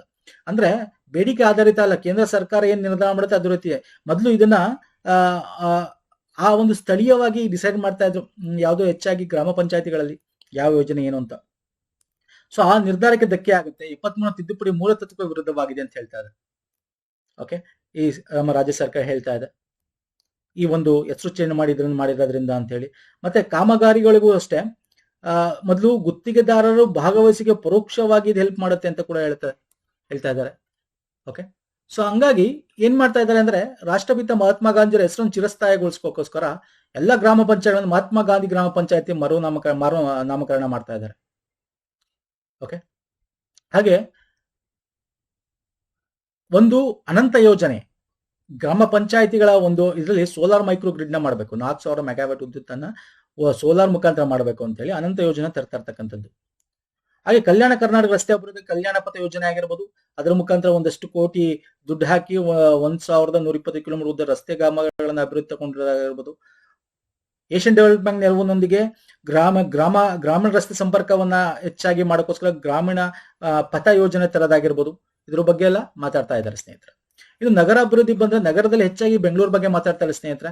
ಬೆಂಗಳೂರು ಟ್ರ್ಯಾಕ್ ಬಗ್ಗೆ ಆಗಿರ್ಬೋದು, ರಸ್ತೆ ಬಗ್ಗೆ ಆಗಿರ್ಬೋದು, ಮೆಟ್ರೋ ಬಗ್ಗೆ ಆಗಿರ್ಬೋದು. ಓಕೆ, ಇಲ್ಲಿ ಮುಖ್ಯವಾದ ಕೊಟ್ಟಿದ್ದೀನಿ, ಸಿಲ್ಕ್ ಬೋರ್ಡ್ ಜಂಕ್ಷನ್ ಇಂದ KR ಪುರ ಮೆಟ್ರೋ ನಿಲ್ದಾಣ ಹೊರವರ್ತುಲ ಅಭಿವೃದ್ಧಿ ಮಾಡಬೇಕು ಅಂತ ದುಡ್ಡು ಇಟ್ಟಿದ್ದಾರೆ. ಮತ್ತೆ ಬೆಂಗಳೂರು ನಾಗರಿಕ, ನಿಮ್ಗೆ ಗೊತ್ತಿದೆ ಗ್ರೇಟರ್ ಬೆಂಗಳೂರು ಅಲ್ವಾ ಮಾಡಬೇಕು ಅಂತ ಹೇಳಿ ಏನಿದೆ, ಬೆಂಗಳೂರು ಗ್ರೇಟರ್ ಬೆಂಗಳೂರು ಮಾಡಿ ಅದನ್ನ 5 ಮಹಾನಗರ ಪಾಲಿಕೆಯಾಗಿ ಸ್ಥಾಪಿಸಲಾಗಿದೆ, ಡಿವೈಡ್ ಮಾಡಿದೆ ಗ್ರೇಟರ್ ಬೆಂಗಳೂರು ಅಡಿಯಲ್ಲಿ. ಈ 5 ಮಹಾನಗರ ನಗರ ಪಾಲಿಕೆಗಳಿಗೆ 1255 ಕೋಟಿಗಳನ್ನ ಕೊಡ್ತಾ ಇದ್ದಾರೆ ಮೂಲಸೌಕರ್ಯ ಅಭಿವೃದ್ಧಿಗೆ ಅಂತೇಳಿ. ಮತ್ತೆ ವೈಟ್ ಟ್ಯಾಪಿಂಗ್ ಮಾಡೋದಾಗಿರ್ಬೋದು, 500 ಕಿಲೋಮೀಟರ್ ಉದ್ದದ ಪಾದಚಾರಿ ಮಾರ್ಗಗಳ ಮೇಲ್ದರ್ಜೆಗೆ ಸ್ಕೈ ವಾಕ್ ಗಳನ್ನ ಮಾಡೋದಾಗಿರ್ಬೋದು. ಹೆಬ್ಬಾಳ್ ಜಂಕ್ಷನ್ ಇಂದ HSR ಲೇಔಟ್ ಸಿಲ್ಕ್ ಬೋರ್ಡ್ ತನಕ ಉತ್ತರ ದಕ್ಷಿಣ ಕಾರಿಡಾರ್, ಹಾಗೆ ಪೂರ್ವ ಪಶ್ಚಿಮ ಕಾರಿಡಾರ್ ಮಾಡೋದಾಗಿರ್ಬೋದು. ಇದ್ರ ಬಗ್ಗೆ ಹೆಚ್ಚಾಗಿ ಮಾತಾಡ್ತಾ ಹೋಗ್ತಾರೆ. ಇದು ಬಿಟ್ಟು ಮಿಯಾಮಿ ಪಾರ್ಕ್ ಗಳನ್ನ ಮಾಡಬೇಕು ಅಂತ. ಮಿಯಾಮಿ ಪಾರ್ಕ್ ಉತ್ತರ ಜಪಾನ್ ಟೆಕ್ನಾಲಜಿ, ಒಂದು ಸಣ್ಣ ಜಾಗದಲ್ಲಿ ನಾವು ಒತ್ತಾಗಿ ಕಾಡುಗಳನ್ನ ಬೆಳೆಸ್ತಕ್ಕಂಥದ್ದು ದಟ್ಟವಾಗಿ. Okay, so Japan technology, so ಅದನ್ನು ಮಾಡಬೇಕು ಅಂತ ಅಂದ್ಕೊಂಡು ಸರ್ಕಾರಿ ಜಾಗಗಳಲ್ಲಿ. ಓಕೆ, ಹಾಗೆ ಇಲ್ಲಿ ಒಂದು ದಾವಣಗೆರೆ ದಕ್ಷಿಣ ಕ್ಷೇತ್ರಕ್ಕೆ ಹೆಚ್ಚು ವಿಶೇಷ ಅನುದಾನ ಕೊಟ್ಟಿದ್ದಾರೆ. ಏನಕ್ಕೆ ಅಂತ ಗೊತ್ತಿಲ್ಲ, ಬಟ್ ಇಲ್ಲಿ ಹೇಳ್ತಾರೆ SC ST ಅಲ್ಪಸಂಖ್ಯಾತ ಹೆಚ್ಚಾಗಿ ವಾಸಿಸಿರೋ ಭಾಗ, ಹಾಗೆ ಮೂಲಸೌಕರ್ಯ ಅಭಿವೃದ್ಧಿಗೆ 100 ಕೋಟಿ ಅನುದಾನ ಘೋಷಣೆ ಮಾಡಿದ್ದಾರೆ ಈ ಒಂದು ಕಾನ್ಸ್ಟಿಟ್ಯೂನ್ಸಿಗೋಸ್ಕರ. ಓಕೆ, ಇನ್ನು ಇಂಧನಕ್ಕೆ ಬಂದ್ರೆ ಪಂಚ ಗ್ಯಾರಂಟಿ ಗೃಹ ಜ್ಯೋತಿ ಬಗ್ಗೆ ಮಾತಾಡ್ತಾರೆ. ಯಾಕಂದ್ರೆ ಗೃಹ ಜ್ಯೋತಿ ನಮ್ಗೆ ಇಂಧನ ಅಡಿಯಲ್ಲಿ ಬರುತ್ತೆ. ಹಾಗೆ ನಾವು ರಿನ್ಯೂವಬಲ್ ಎನರ್ಜಿಗೆ ಹೋಗ್ಬೇಕು. ನಮ್ಮ ಕುಸುಮ್ ಯೋಜನೆ ಕೇಂದ್ರ ಸರ್ಕಾರದೇನಿದೆ ಅಲ್ವಾ, ಒಂದು ಅಗ್ರಿಕಲ್ಚರ್ ಅಲ್ಲಿ ನಾವು ಸೋಲಾರ್ನ ತಂದು ಮೋಟರ್ಗಳನ್ನ ಸೋಲಾರ್ ಗ್ರಿಡ್ ಗಳ ಮುಖಾಂತರ ಮಾಡಿ, ಸೊ ಇದನ್ನ ಮುಖ್ಯಮಂತ್ರಿ ಸೌರ ಕೃಷಿ ಯೋಜನೆ ಅಡಿಯಲ್ಲಿ ಹೊಸ ಯೋಜನೆನ ಕುಸುಮ್ ಸಿ ಮಾದರಿಯಲ್ಲಿ ಜಾರಿಗೆ ತರಬೇಕು ಅಂತ ಹೇಳಿ, ಸೊ ಇದ್ರ ಬಗ್ಗೆ ಘೋಷಣೆ ಮಾಡ್ತಾರೆ. ಆಯ್ತಾಯ್ತಿಲ್ಲ, ಕುಸುಮ್ ಯೋಜನೆ ಏನು ಹೇಳ್ತೀರಾ, ಫುಲ್ ಫಾರ್ಮ್ ಏನು ಹೇಳ್ತೀರಾ ಪಟಾಪಟ್ ಅಂತ. ಹಾಗೆ ಲೋಕೋಪಯೋಗಿ ಬಂದ್ರೆ ಸಣ್ಣ ಸಣ್ಣ ರೋಡ್ಗಳ ಬಗ್ಗೆ ಮಾತಾಡ್ತಾರೆ. ಬ್ರಿಡ್ಜ್ ಗಳನ್ನ ಮಲೆನಾಡು ಎಸ್ಪೆಷಲಿ ಕರಾವಳಿ ಭಾಗದಲ್ಲಿ 300 ಫುಟ್ ಬ್ರಿಡ್ಜ್ ಗಳನ್ನ ನಿರ್ಮಾಣ ಮಾಡ್ತೀವಿ ಅಂತ ಹೇಳ್ತಾರೆ. ರೆಕಾರ್ಡ್ ರೂಮ್ ಗಳನ್ನ ಡಿಜಿಟಲೀಕರಣ ಮಾಡ್ತೀವಿ ಅಂತ ಹೇಳ್ತಾರೆ. ರಾಜ್ಯ ಹೆದ್ದಾರಿಗಳನ್ನ ಇಷ್ಟು ಕಿಲೋಮೀಟರ್ ಅಭಿವೃದ್ಧಿ ಮಾಡ್ತೀವಿ ಅಂತ ಹೇಳ್ತಾರೆ. ಸೊ ಈ ಒಂದು ಹೆದ್ದಾರಿ ಬಗ್ಗೆ ಹೆಚ್ಚಾಗಿ ಮಾತಾಡ್ತಾರೆ. ಇನ್ನು ಇದು ಬಿಟ್ರೆ ನಮಗೆ ಮೂಲಸೌಕರ್ಯ ಅಭಿವೃದ್ಧಿ ಬಂದಿರುವಂತ ಒಳನಾಡು ಜಲ ಸಾರಿಗೆ ಬಗ್ಗೆ ಮಾತಾಡೋದಾದ್ರೆ, ಬೆಂಗಳೂರಿನಲ್ಲಿ 2ನೇ ಅಂತರ, ಇದನ್ನ 1-2 ವರ್ಷದಿಂದ ಮಾತಾಡ್ತಾನೆ ಇದ್ದಾರೆ. ಎಲ್ಲಿ ಮಾಡಬೇಕು ಅಂತ ಇನ್ನೂ ಗೊತ್ತಿಲ್ಲ. ನಾವು ಏರ್ಪೋರ್ಟ್ ಅಥಾರಿಟಿ ಆಫ್ ಇಂಡಿಯಾಗೆ ಅಭಿಪ್ರಾಯ ಕೇಳ್ತೀವಿ ಅಂತ ಹೇಳಿದ್ದಾರೆ. ಹಾಗೆ 7 ದೇಶೀಯ ವಿಮಾನ ನಿಲ್ದಾಣಗಳ ಅಭಿವೃದ್ಧಿ ದುಡ್ಡು ಕೊಡ್ತೀವಿ ಅಂತ. ವಿಜಯಪುರ ಶಿವಮೊಗ್ಗ ವಿಮಾನ ಆವರಣದಲ್ಲಿ ಫ್ಲೈಟ್ ಟ್ರೈನಿಂಗ್ ಸ್ಕೂಲ್ ಮತ್ತೆ ಮ್ಯಾನುಫ್ಯಾಕ್ಚರಿಂಗ್ ಅಸೆಂಬ್ಲಿ ಏರ್ಕ್ರಾಫ್ಟ್ ಗಳನ್ನ ಪಬ್ಲಿಕ್ ಪ್ರೈವೇಟ್ ಪಾರ್ಟ್ನರ್ಶಿಪ್ ಅಲ್ಲಿ ಮಾಡ್ತೀವಿ ಅಂತ ಹೇಳ್ತಾ ಇದ್ದಾರೆ. ಉತ್ತರ ಕನ್ನಡ ಜಿಲ್ಲೆಯ ತಡಿದಿ ಪ್ರದೇಶದಲ್ಲಿ ಪರಿಸರ ಸ್ನೇಹಿ ವಸತಿ ವ್ಯವಸ್ಥೆ, ಪ್ರವಾಸಿ ಮಾಹಿತಿ ಕೇಂದ್ರಗಳನ್ನ, ವಾಕಿಂಗ್ ಕಾರಿಡಾರ್ ಗಳನ್ನ ಮಾಡಬೇಕು ಅಂತ ಹೇಳಿ ಘೋಷಣೆ ಮಾಡಿದ್ದಾರೆ. ವೆರಿ ಇಂಪಾರ್ಟೆಂಟ್, ಇದು ಎಕ್ಸಾಮ್ ಅಲ್ಲಿ ಕೇಳ್ತಾನೆ. ಮತ್ತೆ ರೈಲ್ವೆ ಇಲಾಖೆ 50-50 ಅನುಪಾತದಲ್ಲಿ ವೆಚ್ಚದಲ್ಲಿ 9 ಹೊಸ ರೈಲ್ವೆ ಮಾರ್ಗ ಕೈಗೆತ್ತಿಕೊಂಡಿದ್ದಾರೆ. ಅದರಲ್ಲಿ 9ಲ್ಲಿ ನಾವು ನೋಡೋದಾದ್ರೆ 2 ಗಿಣಿಗೇರಿ ರಾಯಚೂರು ಮತ್ತು ತುಮಕೂರು ರಾಯದುರ್ಗ ರೈಲ್ವೆ ಮಾರ್ಗಗಳ ಕಾಮಗಾರಿಗಳನ್ನ ಕೇಂದ್ರ ಸರ್ಕಾರ ರಾಜ್ಯ ಸರ್ಕಾರ 50-50 ಅನುಪಾತದಲ್ಲಿ ಹಂಚಿಕೆ ಮಾಡಲಾಗುತ್ತೆ ಇವೆರಡನ್ನ. ಇನ್ನು ಬೇರೆ 7 ಒಂದು ರೈಲ್ವೆ ಮಾರ್ಗಗಳಿದೆ, ಇಲ್ಲಿ ಕೊಟ್ಟಿದ್ದು ನೋಡ್ಕೊಳ್ಳಿ, ಎಕ್ಸಾಮ್ ಅಲ್ಲಿ ಇಂಥದ್ದು ಕೇಳ್ತಾನೆ. ಅದು ಕಂಪ್ಲೀಟ್ ರಾಜ್ಯ ಸರ್ಕಾರನೇ ಭರಿಸ್ತಾ ಇದೆ 50% ನಿರ್ಮಾಣ ವೆಚ್ಚವನ್ನ. ಓಕೆ, ಇನ್ನು ವಾಣಿಜ್ಯ ಮತ್ತು ಕೈಗಾರಿಕೆ ಬಂದ್ರೆ ಕೈಗಾರಿಕೆ ಮತ್ತೆ ವಾಣಿಜ್ಯ ಡೆವಲಪ್ಮೆಂಟ್ ಆಗ್ಲೇಬೇಕು ನಮಗೆ. ಹಾಗಾಗಿ ಚಿಕ್ಕಬಳ್ಳಾಪುರದಲ್ಲಿ ಒಂದು ವಾಹನ ಸ್ಕ್ರಾಪಿಂಗ್ ಸೌಲಭ್ಯಗಳನ್ನು ತರ್ತಾ 100 ಎಕರೆ ಇದರಲ್ಲಿ ಕೆಡಿಬಿ ವತಿಯಿಂದ. ಮಂಡ್ಯದಲ್ಲಿ ನಿರ್ಮಾಣ ಮತ್ತು ಮೂಲಸೌಕರ್ಯ ಸಲಕರಣೆ ಪರೀಕ್ಷಾ ಘಟಕಗಳನ್ನು ತರ್ತಾ ಇದ್ದಾರೆ. ಏರೋಸ್ಪೇಸ್ ಪಾರ್ಕ್ ಅನ್ನ ತೆರಿತಾ ಇದ್ದಾರೆ. ಮೈಸೂರು ಲ್ಯಾಂಡ್ಸ್ ವರ್ಕ್ ಲಿಮಿಟೆಡ್ ನ ಆವರಣದಲ್ಲಿ ಪಬ್ಲಿಕ್ ಪ್ರೈವೇಟ್ ಪಾರ್ಟ್ನರ್ಶಿಪ್ ಅಲ್ಲಿ ಕೇಂದ್ರ ಸಂಕೀರ್ಣ ನಿರ್ಮಾಣ ಮಾಡ್ತಾ ಇದ್ದಾರೆ. ಬೆಳಗಾವಿಯಲ್ಲಿ 1 ಎಕರೆ ಪ್ರದೇಶದಲ್ಲಿ ಕೈಗಾರಿಕಾ ಪಾರ್ಕ್ ಅಭಿವೃದ್ಧಿ, ವೆರಿ ಇಂಪಾರ್ಟೆಂಟ್ ಸರ್ ಇದು. ಮೈಸೂರು ವಿಮಾನ ನಿಲ್ದಾಣದಲ್ಲಿ ಸನಿಯಾದಲ್ಲಿ ಏರೋಸ್ಪೇಸ್ ಪಾರ್ಕ್ ಆಗಿರ್ಬೋದು. NGF ನ್ಯಾಷನಲ್ ಎಲೆಕ್ಟ್ರಿಕಲ್ ಒಂದು ಇದು ಬರುತ್ತಲ್ಲ, ಸೊ NGF ಕೇಂದ್ರ ಸರ್ಕಾರ ಆ ಒಂದು ಟಿ ಪಾರ್ಕ್ ಯೋಜನೆ ಅಡಿಯಲ್ಲಿ ಪಬ್ಲಿಕ್ ಪ್ರೈವೇಟ್ ಪಾರ್ಟ್ನರ್ಶಿಪ್ ಅಲ್ಲಿ ಮಾಡಬೇಕು ಅಂತ. ಬೆಂಗಳೂರು ಮುಂಬೈ ಕಾರಿಡಾರ್ ಕೈಗಾರಿಕಾ ಕಾರಿಡಾರ್ ಅಭಿವೃದ್ಧಿ, ಇದರಿಂದ ಒಂದಷ್ಟು ಕೈಗಾರಿಕೆಗಳು ಬರ್ತವೆ. ಕಲಬುರಗಿಲಿ PM ಮಿತ್ರ ಜವಳಿ ಪಾರ್ಕ್ಗೆ ದುಡ್ಡನ್ನ ಕೊಡ್ತಾ ಇದೀವಿ, ಅನುದಾನ ಮಾಡ್ತಾ ಇದೀವಿ ಅಂತ. ಸಕ್ಕರೆಗೂ ಕೂಡ ಸಕ್ಕರೆ ಕಾರ್ಖಾನೆ ಅಭಿವೃದ್ಧಿಗೋಸ್ಕರ ಕಬ್ಬಿಗೆ 50 ರೂಪಾಯಿ ಸಹಾಯಧನ ಕೊಡ್ತಾ ಇದೀವಿ ಅಂತ ಹೇಳ್ತಾ ಇದ್ದಾರೆ ಸರ್ಕಾರ. ಘೋಷಣೆ ಕೂಡ ಮಾಡಿದ್ರು, ಅದು ಆಲ್ರೆಡಿ ಇಂಪ್ಲಿಮೆಂಟೇಷನ್ ಆಗಿದೆ. ಇನ್ನು ಮಾಹಿತಿ ತಂತ್ರಜ್ಞಾನ, ಜೈವಿಕ ತಂತ್ರಜ್ಞಾನ, IT BTಗೆಲ್ಲ ಬಂದ್ರೆ, ಸೈನ್ಸ್ ಅಂಡ್ ಟೆಕ್ನಾಲಜಿಗೆ ಬಂದ್ರೆ ನಮ್ಮ ಕರ್ನಾಟಕ ದೇಶದಲ್ಲಿ ಮುಂಚೂಣಿಯಲ್ಲಿ ಇರ್ತಕ್ಕಂಥದ್ದು. ಬೆಂಗಳೂರು ನಿಮ್ಗೆ ಗೊತ್ತಿರೋ ಸಿಲಿಕಾನ್ ವ್ಯಾಲಿ ಅಂತ ಕರಿತೀವಿ. ಭಾರತಕ್ಕೆ 43%, ಆಲ್ಮೋಸ್ಟ್ 45-50% ಅಷ್ಟು ನಮ್ಮ ಇದರಿಂದನೇ ಹೋಗ್ತಾ ಇರೋದು ಕರ್ನಾಟಕದಿಂದ. ಕರ್ನಾಟಕ ಜಾಗತಿಕ ಸ್ಟಾರ್ಟ್ಅಪ್ ಪರಿಸರಗಳಲ್ಲಿ ನೋಡೋದಾದ್ರೆ ಬೆಂಗಳೂರು 21ನೇ ಸ್ಥಾನದಿಂದ 14ನೇ ಸ್ಥಾನಕ್ಕೆ ಇರಿದೆ. AI ಮತ್ತು ಬಿಗ್ ಡೇಟಾ ಕ್ಷೇತ್ರದಲ್ಲಿ ವಿಶ್ವದಲ್ಲಿ 50 ಟಾಪ್ AI ನಗರದಲ್ಲಿ ಬೆಂಗಳೂರು 5ನೇ ಸ್ಥಾನದಲ್ಲಿದೆ. ಇದ್ರ ಬಗ್ಗೆ ಹೇಳ್ತಾರೆ. ಹಾಗಾಗಿ ಇನ್ನೂ ಇದನ್ನ ಹೆಚ್ಚು ಮುಂದಕ್ಕೆ ತರಬೇಕು. ಎಸ್ಪೆಷಲಿ ಬೆಂಗಳೂರಿನಲ್ಲಿ ಈ ಟ್ರಾಫಿಕ್ ದಟ್ಟಣೆಗಳನ್ನ ನಾವು ಕಡಿಮೆ ಮಾಡಬೇಕು ಅಂತ ಹೇಳಿ ಮಾಡ್ತಾ ಇರ್ತಕ್ಕಂಥದ್ದು. ಜೊತೆಗೆ ಬೆಂಗಳೂರು ಹೆಚ್ಚು ತುಂಬಾ ಒಂದು ದಟ್ಟಣೆ ಆಗ್ತಾರಿಂದ ಮೈಸೂರು ನಗರವನ್ನು 2ನೇ IT ಸಿಟಿಯನ್ನಾಗಿ ಅಭಿವೃದ್ಧಿ ಮಾಡಬೇಕು ಅಂತ. ಡ್ರೋನ್ ಪರೀಕ್ಷೆಗೋಸ್ಕರ ಚಿಕ್ಕಬಳ್ಳಾಪುರ ಜಿಲ್ಲೆ ಡ್ರೋನ್ ಪರೀಕ್ಷಾ ಸೌಲಭ್ಯ ಅಂತ ತೆರಿತಾ ಇದ್ದಾರೆ. ಬೆಂಗಳೂರಿನ ಆದಿನಾರಾಯಣ ಹೊಸಹಳ್ಳಿ ಅತ್ಯಾಧುನಿಕ ಸೌಲಭ್ಯಗಳು ವಿಜ್ಞಾನ ನಗರ ಸೈನ್ಸ್ ಸಿಟಿಯನ್ನ ಮಾಡಬೇಕು ಅಂತ. ಬೆಂಗಳೂರಿನಲ್ಲಿ ಆದಿನಾರಾಯಣ ಹೊಸಹಳ್ಳಿಯಲ್ಲಿ ವಿಜ್ಞಾನ ನಗರ ಮಾಡಬೇಕು ಅಂತ ಕೇಂದ್ರ ಸರ್ಕಾರ ಕೂಡ ವಿನ್ಯಾಸಗಳ ಅನುಮೋದನೆಗೆ ಕಳಿಸ್ತಾ ಇದ್ದಾರೆ. ಇನ್ನು AI ಟೆಕ್ನಾಲಜಿ ಇವಾಗ ಜಾಸ್ತಿ ಆಗಿರೋದ, ಇವಾಗೆಲ್ಲ ನಿಮ್ಗೆ ಗೊತ್ತಿದೆ AI ಸಮಿಟ್ ನಡೀತಾ ಇದೆ ಭಾರತದಲ್ಲಿ ಅಲ್ವಾ. ಹಾಗಾಗಿ IISc ಅಧೀನದಲ್ಲಿರುವ ಪ್ರತಿಷ್ಠಾನದ AI ಮತ್ತು ರೋಬೋಟಿಕ್ಸ್ ತಂತ್ರಜ್ಞಾನ ಪಾರ್ಕ್ ಗಳನ್ನ ಇಸ್ರೋ ಮತ್ತು ಕಿಯೋನಿಕ್ಸ್ ಆಯೋಗದಲ್ಲಿ ಬೆಂಗಳೂರು ರೋಬೋಟಿಕ್ಸ್ ಪಾರ್ಕ್ ಗಳನ್ನ ತರಬೇಕು ಅಂತ ಹೇಳಿ, IIT ರಾಯಚೂರಿನಲ್ಲಿ AI ಶ್ರೇಷ್ಠತಾ ಕೇಂದ್ರಗಳನ್ನು ತೆರಬೇಕು ಅಂತ ಹೇಳಿ ದುಡ್ಡನ್ನ ಕೊಡ್ತಾ ಇದ್ದಾರೆ. ಇನ್ನು ಕನ್ನಡ ಮತ್ತು ಸಂಸ್ಕೃತಿ ಇಲಾಖೆ ಬಗ್ಗೆ ನಾವು ನೋಡೋದಾದ್ರೆ ಬೆಂಗಳೂರು ಹಬ್ಬ ಮಾಡಬೇಕು ಅಂತ. ಅದರಲ್ಲಿ ರಾಜ್ಯದ ವಿವಿಧ ಕಲಾ ಪ್ರಕಾರಗಳು, ರಂಗಭೂಮಿಯಿಂದ ಲಲಿತಕಲೆ, ಚಿತ್ರಕಲೆ ಎಲ್ಲಾನು ಒಂದೇ ಕಡೆ ತಂದು ಕಾರ್ಯಕ್ರಮ ಮಾಡಬೇಕು ಅಂತ. ಮತ್ತೆ ಭಾವೈಕ್ಯತೆಯ ಹರಿಕಾರ ಶಿಶುನಾಳ ಶರೀಫರ್ ಏನಿದ್ದಾರೆ, ವೀರಾಣಿ, ಬೆಳವಡಿ ಮಲ್ಲಮ್ಮ ಇವರುಗಳ ಹೆಸರಲ್ಲಿ ಪ್ರತ್ಯೇಕ ಪ್ರತಿಷ್ಠಾನ ತರಬೇಕು ಅಂತ.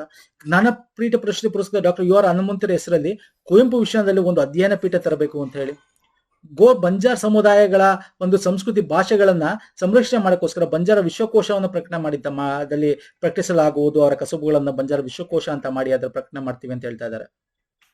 ಇನ್ನು ದಲಿತ ಸಾಹಿತ್ಯ 50 ವರ್ಷ ತುಂಬಿರೋದ್ರಿಂದ ಸಿದ್ಧಲಿಂಗೇಯವರ ಸಾಹಿತ್ಯನೂ ಸೇರಿದಂತೆ ಅರ್ಧ ಶತಮಾನ ದಲಿತ ಸಾಹಿತ್ಯ ಎಂಬ ಹೆಸರಿನ ಹೊಸ ಪುಸ್ತಕಗಳನ್ನು ಪ್ರಕಟಣೆ ಮಾಡ್ತೀವಿ. ಮತ್ತೆ ದಲಿತ ಕವಿ ಸಿದ್ಧಲಿಂಗಯ್ಯ ಡಾಕ್ಟರ್ DR ನಾಗರಾಜ್ ಅವರ ಹೆಸರಿನಲ್ಲಿ ಟ್ರಸ್ಟ್ ನ ರಚನೆ ಮಾಡ್ತೀವಿ. ಹವ್ಯಕ ಭಾಷೆಯ ಬೆಳವಣಿಗೆಗೆ ಹವ್ಯಕ ಭಾಷಾ ಅಕಾಡೆಮಿ ಸ್ಥಾಪನೆ ಮಾಡ್ತೀವಿ ಅಂತ ಹೇಳಿದ್ದಾರೆ. ಇದರಲ್ಲಿ ಭಾಷೆ ಇದ್ರ ಬಗ್ಗೆ ನೋಡಿದ್ರೆ ಕನ್ನಡಕ್ಕೆ ಅಂತ ಏನು ಸಪರ ಹೇಳಿಲ್ಲ, ಸಂಸ್ಕೃತಿ ಬಗ್ಗೆ ತುಂಬಾ ಇದೆ. ಇನ್ನು ಯುವ ಸಬಲೀಕರಣ ಮತ್ತು ಕ್ರೀಡೆ, ಯುವಕರಿಗೋಸ್ಕರ ಓಕೆ ಮ್ಯಾರಥಾನ್ಗಳನ್ನ ಮಾಡೋದಾಗಿರ್ಬೋದು, ಬೇರೆ ಬೇರೆ ರಾಜ್ಯಗಳಲ್ಲಿ ಜಿಲ್ಲೆಗಳಲ್ಲಿ ಆಧುನಿಕ ಕ್ರೀಡಾ ವಿಜ್ಞಾನ ಕೇಂದ್ರಗಳನ್ನು ಸ್ಥಾಪನೆ ಮಾಡೋದಾಗಿರ್ಬೋದು, ತುಮಕೂರಿನಲ್ಲಿ ಕ್ರೀಡಾ ಮೂಲಸೌಕರ್ಯ ಸ್ಥಾಪನೆ ಮಾಡೋದಾಗಿರ್ಬೋದು,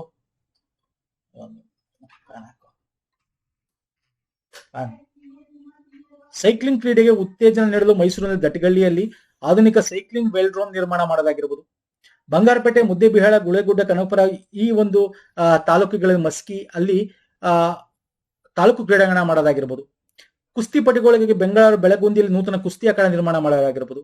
ಸೊ ಯುವ ಸಬಲೀಕರಣ ಮತ್ತು ಕ್ರೀಡೆಗೆ ಒಂದಷ್ಟು ಹೊಸವಾದ ಇದನ್ನ ಘೋಷಣೆ ಮಾಡಿದ್ದಾರೆ. ಇನ್ನು ಪ್ರವಾಸೋದ್ಯಮ ಅಂತ ಬಂದ್ರೆ as usual sky way, sea plane, ಹೆಲಿಟ್ಯಾಕ್ಸ್ಗಳು ಇದು ಸುಮ್ಮನೆ ಇದು ಹೇಳ್ತಾನೆ ಇದ್ದಾರೆ ಸ್ನೇಹಿತರೆ. ಬಿಜೆಪಿ ಇಂದನೂ ಹೇಳ್ತಾ ಇದಾರೆ, ಇನ್ನು ಮಾಡ್ತಾ ಇಲ್ಲ ಅಷ್ಟೇ.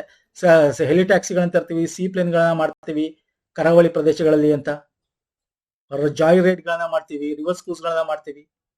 ಮತ್ತೆ ಇದು ಬಿಟ್ರೆ ಗದಗ ಕತ್ತಪ್ಪಗೋಡ ಲಕ್ಕುಂಡಿ ಇದೊಂದು ಪ್ರವಾಸಿ ತಾಣ, ಒಂದು ಸರ್ಕ್ಯೂಟ್ ನ ಅಭಿವೃದ್ಧಿ ಮಾಡ್ತೀವಿ ಸರ್ಕ್ಯೂಟ್ ಆಗಿ.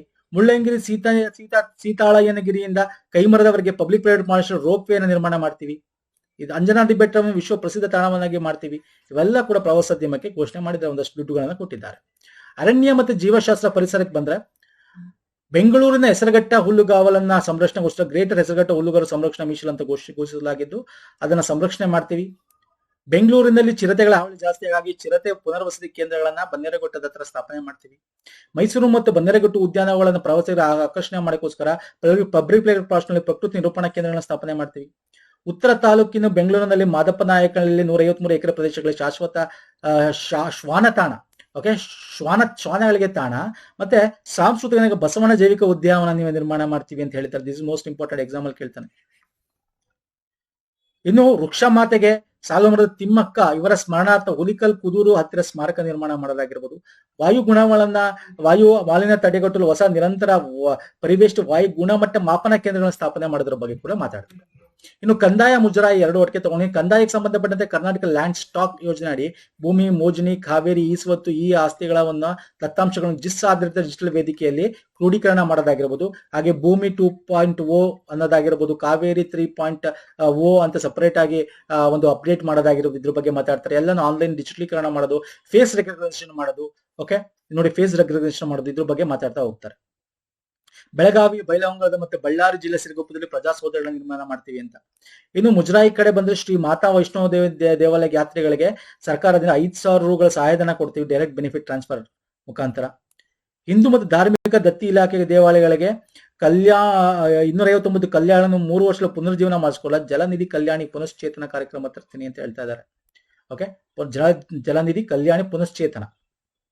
ಕುಕ್ಕರೆ ಸುಬ್ರಹ್ಮಣ್ಯ ಮತ್ತು ಕೊಲ್ಲೂರು ಶ್ರೀಮಗ ದೇವಾಲಯಗಳ ಅಭಿವೃದ್ಧಿಗೋಸ್ಕರ ಅದರ ಸಪರೇಟ್ ಪ್ರಾಧಿಕಾರ ಮಾಡ್ತೀವಿ. ಚಾಮುಂಡಿ ಪ್ರಾಧಿಕಾರ ಮಾಡಾಯ್ತು, ಬೆಟ್ಟದಲ್ಲೂ ಹಾಳು ಮಾಡ್ತಾ ಇರೋದು. ಈಗ ಇದನ್ನು ಕೂಡ ಇಲ್ಲಿ ಸಪರೇಟ್ ಆಗಿ ಅಭಿವೃದ್ಧಿ ಪ್ರಾಧಿಕಾರ ಮಾಡ್ತೀವಿ ಅಂತ ಹೇಗೆ ಘೋಷಣೆ ಮಾಡಿದ್ದಾರೆ. ಇನ್ನು ಇದು ಬಿಟ್ಟು ಹೊರ ರಾಜ್ಯದಲ್ಲಿ ಇರ್ತಕ್ಕಂಥ ಕರ್ನಾಟಕ ರಾಜ್ಯ ಛತ್ರಗಳನ್ನ ಅಭಿವೃದ್ಧಿ ಮಾಡಬೇಕು ಅಂತ ವಾರಣಾಸಿಯಲ್ಲಿ ಇರ್ತಕ್ಕಂಥ ಶಿಥಿಲವಾಗಿದೆ, ಅದನ್ನ ರೆಡಿ ಮಾಡಬೇಕು. ಮಂತ್ರಾಲಯ ಶ್ರೀ ರಾಘವೇಂದ್ರ ಮಠದಲ್ಲಿ ಇರ್ತಕ್ಕಂಥ ಛತ್ರ ಶಿಥಿಲಗೊಂಡು ಅದನ್ನು ನವೀಕರಣ ಮಾಡಬೇಕು. ಶ್ರೀಶೈಲದಲ್ಲಿ ಇರ್ತಕ್ಕಂಥ ನವೀಕರಣ ಮಾಡಬೇಕು, ನಿರ್ಮಾಣ ಮಾಡಬೇಕು. ತುಳಜಾಪುರದಲ್ಲಿರೋ ಛತ್ರ ಕರ್ನಾಟಕದನ್ನ ಹೊಸ ನಿರ್ಮಾಣ ಮಾಡಬೇಕು ಅನ್ನೋದು ಘೋಷಣೆ ಮಾಡ್ತಾ ಹೋಗ್ತಾರೆ. ಇನ್ನು ವಾರ್ತಾ ಮತ್ತು ಸಾರ್ವಜನಿಕ ಸಂಪರ್ಕಕ್ಕೆ ಬಂದ್ರೆ ಚಿತ್ರಾನ್ನಕ್ಕೆ ಬೆನಿಫಿಟ್ಸ್ ಗಳನ್ನ ಘೋಷಣೆ ಮಾಡ್ತಾನೆ ಇದ್ದಾರೆ. ಅದು 10 ವರ್ಷದಿಂದ ಹೇಳ್ತಾ ಇದ್ರೆ ಮೈಸೂರಿನಲ್ಲಿ ಫಿಲಂ ಸಿಟಿ ಮಾಡಬೇಕು, ಥೀಮ್ ಪಾರ್ಕ್ ಮಾಡಬೇಕು ಅಂತ. ಈಗ ಅದ್ರ ಜೊತೆಗೆ ಸ್ಟಾರ್ ಹೋಟೆಲ್ ನಿರ್ಮಾಣ ಮಾಡ್ತೀವಿ ಅಂತ ಹೇಳ್ತಾ ಇದ್ದಾರೆ. ಅದು ಯಾವಾಗ ಮಾಡ್ತಾರೆ ಗೊತ್ತಿಲ್ಲ. ಓಕೆ, ಇನ್ನು ಸಿನಿ ಒಂದು ಇದಕ್ಕೆ ಸಂಬಂಧಪಟ್ಟಂತೆ ಶೂಟಿಂಗ್ ಗಳಿಗೆ ಸಿಂಗಲ್ ವಿಂಡೋ ಸಿಸ್ಟಮ್ ಎಲ್ಲ ಕ್ಲಿಯರೆನ್ಸ್ ಸಿಗಬೇಕು. ಹಾಗೆ ಸಿನಿಮಿತ್ರ ಡಿಜಿಟಲ್ ವ್ಯವಸ್ಥೆಯನ್ನು ಜಾರಿಗೆ ತರ್ತಾ ಇದ್ದಾರೆ. ಮತ್ತೆ ಏನೇನ್ ಚಿತ್ರೀಕರಣ ಮಾಡಬಹುದು ಎಲ್ಲ ಒಂದು ಸೈಟ್ಸ್ ಗಳು ಯಾವ ಒಂದು ಇದಿದೆ ಅದನ್ನೆಲ್ಲ ಒಂದೇ ಕಡೆ ಮಾಹಿತಿ ಕೊಡೋಕೋಸ್ಕರ Karnataka film location digital map ನ ಅಭಿವೃದ್ಧಿ ಮಾಡ್ತಾ ಇದ್ದಾರೆ. ಸೊ ಇದ್ರ ಮುಖಾಂತರ ಎಲ್ಲಿ ಶೂಟಿಂಗ್ ಮಾಡಬಹುದು, ಎಲ್ಲೆಲ್ಲಿ ಏನೇನಿದೆ ಎಲ್ಲ ಸಿಕ್ಬಿಡುತ್ತೆ ಆನ್ಲೈನ್ ಮುಖಾಂತರ. ಎಲ್ಲರಿಗೂ ಇದು ಹೆಲ್ಪ್ ಆಗುತ್ತೆ ಅಂತ. ಓಕೆ, ಸೊ ಇದೆಲ್ಲ ತುಂಬಾ ಇಂಪಾರ್ಟೆಂಟ್. ಇದು ಬಿಟ್ರೆ ಒಳಾಡಳಿತಕ್ಕೆ ಬಂದ್ರೆ ಒಳಾಡಳಿತದಲ್ಲಿ ಇದರಲ್ಲಿ ಪೊಲೀಸ್ ವ್ಯವಸ್ಥೆ ಬಗ್ಗೆ ಮಾತಾಡ್ತಾ ಹೋಗ್ತಾರೆ. ಅದ್ರ ಬಗ್ಗೆ ಹೆಚ್ಚು ತಗೊಂಡು ಹೋಗೋಲ್ಲ. ಬಟ್ ಅಗ್ನಿಶಾಮಕದ ಕ್ಲಿಯರೆನ್ಸ್ ಬೇಕಲ್ಲ, ಓಕೆ, ಕ್ಲಿಯರೆನ್ಸ್ ಕಂಪ್ಲೇಂಟ್ಸ್ ರಿಪೋರ್ಟ್ಗಳು ಬೇಕಲ್ಲ, ಅಂತದನ್ನ 1 ವರ್ಷ ಏನಿತ್ತು ಅದನ್ನ 5 ವರ್ಷಕ್ಕೆ ಏರಿಸಿದ್ದಾರೆ. ಕ್ಲಿಯರೆನ್ಸ್ ಕೊಡ್ತಕ್ಕಂಥದ್ದು ಮತ್ತೆ ಅದನ್ನ ನವೀಕರಣ ಮಾಡೋದು 5 ವರ್ಷಗಳ ಹೆಚ್ಚಿಸಲು ಕ್ರಮ ಕೈಗೊಳ್ಳಲಾಗಿದೆ. ಆಪರೇಷನ್ ಶುದ್ಧೀಕರಣದ ಅಡಿಯಲ್ಲಿ ಎಲ್ಲಾ ಕಾರಗಳನ್ನು ಮೊಬೈಲ್, ಗಾಂಜಾ ಇನ್ನಿತರದ ವಸ್ತುಗಳು ಏನು ಮಾರಾಟ ಆಗುತ್ತೆ ಅದನ್ನ ತಡಿಬೇಕು ಅಂತೇಳಿ ಆಪರೇಷನ್ ಶುದ್ಧೀಕರಣ ಅಂತೇಳಿ ಒಂದು ಇದನ್ನ ಮಾಡ್ಕೋತಾ ಇದ್ದಾರೆ. ಬೆಂಗಳೂರಿನ ಕೇಂದ್ರಗಳಾದ ಮಾದಕ ದ್ರವ್ಯ ವ್ಯಸನ ಮುಕ್ತ ಕೇಂದ್ರನ ಸ್ಥಾಪನೆ ಮಾಡಬೇಕು ಅಂತ ಸೆಂಟ್ರಲ್ ಒಂದು ಜೈಲಲ್ಲಿ. ಏನ್ ಮಾಡ್ತಾರೆ ಗೊತ್ತಿಲ್ಲ, ಅಲ್ಲಿಂದನೇ ಮಾದಕಗಳನ್ನ ಕೊಡ್ತಾರೆ. ಜೊತೆಗೆ ಹೊಸದಾಗಿ 12 ಪೊಲೀಸ್ ಠಾಣೆಗಳನ್ನ ಪ್ರಾರಂಭ ಮಾಡ್ತಾ ಇದ್ದಾರೆ. ಯಾವ್ಯಾವ ಜಿಲ್ಲೆಯಲ್ಲಿ ಅಂತ ಕೊಟ್ಟು ನೋಡ್ಕೊಳ್ಳಿ, ಒಂದ್ಸಲ ಎಕ್ಸಾಮ್ ಅಲ್ಲಿ ಕೇಳ್ತಾರೆ. ಇನ್ನು ಇದು ಬಿಟ್ಟು ಮಿಸಿಲೇನಿಯಸ್ ಅಂತ ಕರಿತೀವಿ. ಒಂದಷ್ಟು ಇಂಪಾರ್ಟೆಂಟ್ ಅಲ್ಲಿ ಇಲ್ಲಿ ಬಿಟ್ಟಿರೋದನ್ನ ಇಲ್ಲಿ ಕೊಟ್ಟಿದ್ದೀನಿ. ಎಲ್ಲಾ ಜಿಲ್ಲೆಗಳು ಅಕ್ಕಪಡೆ ಯೋಜನೆ ಜಾರಿಗೆ ತರಬೇಕು ಅಂತ ಘೋಷಣೆ ಮಾಡಿದ್ದಾರೆ. ಅಕ್ಕಪಡೆ ಅಂದ್ರೂ ಕಮೆಂಟ್ ಮಾಡ್ತೀರಾ? ಲಾಸ್ಟ್ ಜನವರಿ ಮಂತ್ ಇದರಲ್ಲಿ ಕೂಡ ನಾನು ಕರೆಂಟ್ ಅಫೇರ್ ಕವರ್ ಮಾಡಿದ್ದೀನಿ. ಹೇಳಿ ನೋಡೋಣ ಅಕ್ಕಪಡೆ ಅಂದ್ರೆ ಏನು ಅಂತ.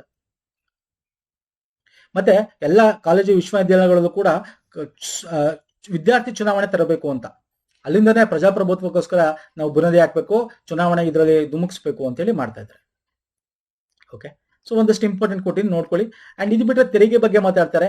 GST ಬಗ್ಗೆ. GST ನೋಡಿ 5.8% ಅಷ್ಟು ಹೆಚ್ಚಳ ಮಾಡಿದ್ದಾರೆ ಲಾಸ್ಟ್ ಇಯರ್ಗಿಂತ ಈ ಇಯರ್ ಅಂತ ಹೇಳ್ತಾ ಹೋಗ್ತಾರೆ. GST ಸ್ವೀಕೃತಿ ಅರ್ಥ ಆಗ್ತಿಲ್ಲ ಹೇಳ್ತಾ ಇರೋದು. ಅದೇ ರೀತಿ ನಾವು ಕೈಗಾರಿಕೆ ಸಾರಿಗೆ ವಲಯಗಳಲ್ಲೂ ಕೂಡ ನೋಡೋದಾದ್ರೆ ತೆರಿಗೆ ಕರ್ನಾಟಕ ಮಾಡೋ ತೆರಿಗೆ ಪ್ರಸ್ತುತ ಇರುವ 14.34% ಇಂದ 5%ಗೆ ಇಳಿಕೆಗೆ ಪ್ರಸ್ತಾಪನೆ ಕೊಟ್ಟಿದ್ದೀವಿ ಅಂತ ಹೇಳ್ತಾ ಇದ್ದಾರೆ.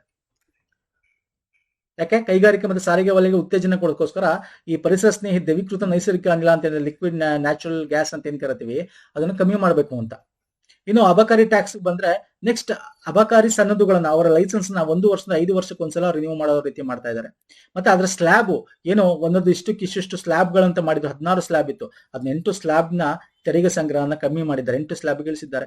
ಇದರಿಂದ ಒಂದಷ್ಟು ಸುಂಕ ಕಮ್ಮಿ ಆಗುತ್ತೆ, ರೇಟ್ ಕಮ್ಮಿ ಆಗುತ್ತೆ ಅಂತ ಹೇಳ್ತಾರೆ. ಬಟ್ ಗೊತ್ತಿಲ್ಲ, ಯಾಕಂತಂದ್ರೆ ಇಲ್ಲಿ ಅಬಕಾರಿ ಸುಂಕ ಏಕರೂಪವಾಗಲಿದ್ದು ಹೆಚ್ಚುವರಿ ಅಬಕಾರಿ ಸುಂಕವನ್ನು ಎಕ್ಸ್ ಫ್ಯಾಕ್ಟರಿ ದರದ ಪಟ್ಟಿ ಆಧಾರ ಮೇಲೆ ವಿಧಿಸಲಾಗುತ್ತೆ ಅಂತ ಕೊಟ್ಟವನೆ. ಹಂಗಾಗಿ ಇಲ್ಲಿ ಸ್ವಲ್ಪ ಜಾಸ್ತಿ ಆಗ್ಬೋದು. ಇನ್ನು ನೋಂದಣಿ ಮತ್ತು ಮುದ್ರಾಂಕ ಟ್ಯಾಕ್ಸ್ ಗಳ ಬಗ್ಗೆ ಮಾಡೋದಾದ್ರೆ ಇದ್ರಲ್ಲೂ ಅಷ್ಟೇ ರಿಜಿಸ್ಟ್ರೇಷನ್ ಇಂದ ಇಷ್ಟು ದುಡ್ಡು ಇಷ್ಟು % ಜಾಸ್ತಿ ಆಗಿದೆ ಕಂಪೇರ್ ಟು ಲಾಸ್ಟ್ ಇಯರ್ ಅಂತ ಹೇಳ್ತಾ ಹೋಗ್ತಾರೆ. ಇಲ್ಲಿ ಕೊಟ್ಟಿದೆ ನೋಡಿ, ನೋಡ್ಕೊಳ್ಳಿ ಅಷ್ಟೇ. ಇದೇನಿದೆ ಅಷ್ಟು ಇಂಪಾರ್ಟೆಂಟ್ ಅಲ್ಲ, ಒಂದ್ಸಲ ಕೇಳ್ತಾನೆ. ಅಂಕಿಅಂಶಗಳಷ್ಟೇ ಇದು. ಮೋಟಾರು ವಾಹನ ವೆಹಿಕಲ್ ಟ್ಯಾಕ್ಸ್ ಗಳಿಂದ ಏನೇನು ಬಂದಿದೆ, ಎಷ್ಟು % ಹೆಚ್ಚಳಾಗಿದೆ ಅದನ್ನು ಕೊಡ್ತಾನೆ, ಅದನ್ನ ಒಂದ್ಸಲ ನೋಡ್ಕೊಳ್ಳಿ. ಇನ್ನು ಇದು ಬಿಟ್ರೆ ನಾನು ನಿಮ್ಗೆ ವಿಡಿಯೋ ಸ್ಟಾರ್ಟಿಂಗ್ ಗಳಿದೆ ಒಟ್ಟು ರಾಜಸ್ವ ಎಷ್ಟು, ರಾಜ್ಯ ತೆರಿಗೆ ಪಾಲು, ಕೇಂದ್ರ ತೆರಿಗೆ ಪಾಲೇನು, ಅದನ್ನ ಇನ್ನೂ ಸ್ವಲ್ಪ ಡೀಟೇಲ್ ಆಗಿ ಕೊಡ್ತೀನಿ ಅಂತ ಇಲ್ಲಿ ಕೊಟ್ಟಿದ್ದೀನಿ ನೋಡಿ. ಎಲ್ಲೆಲ್ಲಿಂದ ದುಡ್ಡು ಯಾವ ಕಡೆಯಿಂದ ತರ್ತಾರೆ ದುಡ್ಡುಗಳನ್ನ, ಸಾಲಗಳನ್ನ ಅಂತ ಕೂಡ ಇಲ್ಲಿ ಡೀಟೇಲ್ ಆಗಿದೆ. ಇದೊಂದ್ಸಲ ತಾವು ನೋಡ್ಕೋಬಹುದು. ಓಕೆ, ಒಂದಿಷ್ಟು ಪ್ರಮುಖವಾಗಿ ಎಕ್ಸಾಮ್ ಪರ್ಸ್ಪೆಕ್ಟ್ ಇಂದ ಏನಾದ್ರು ಡಿಸ್ಕಸ್ ಮಾಡಿದ್ದೀನಿ ಸ್ನೇಹಿತರೆ.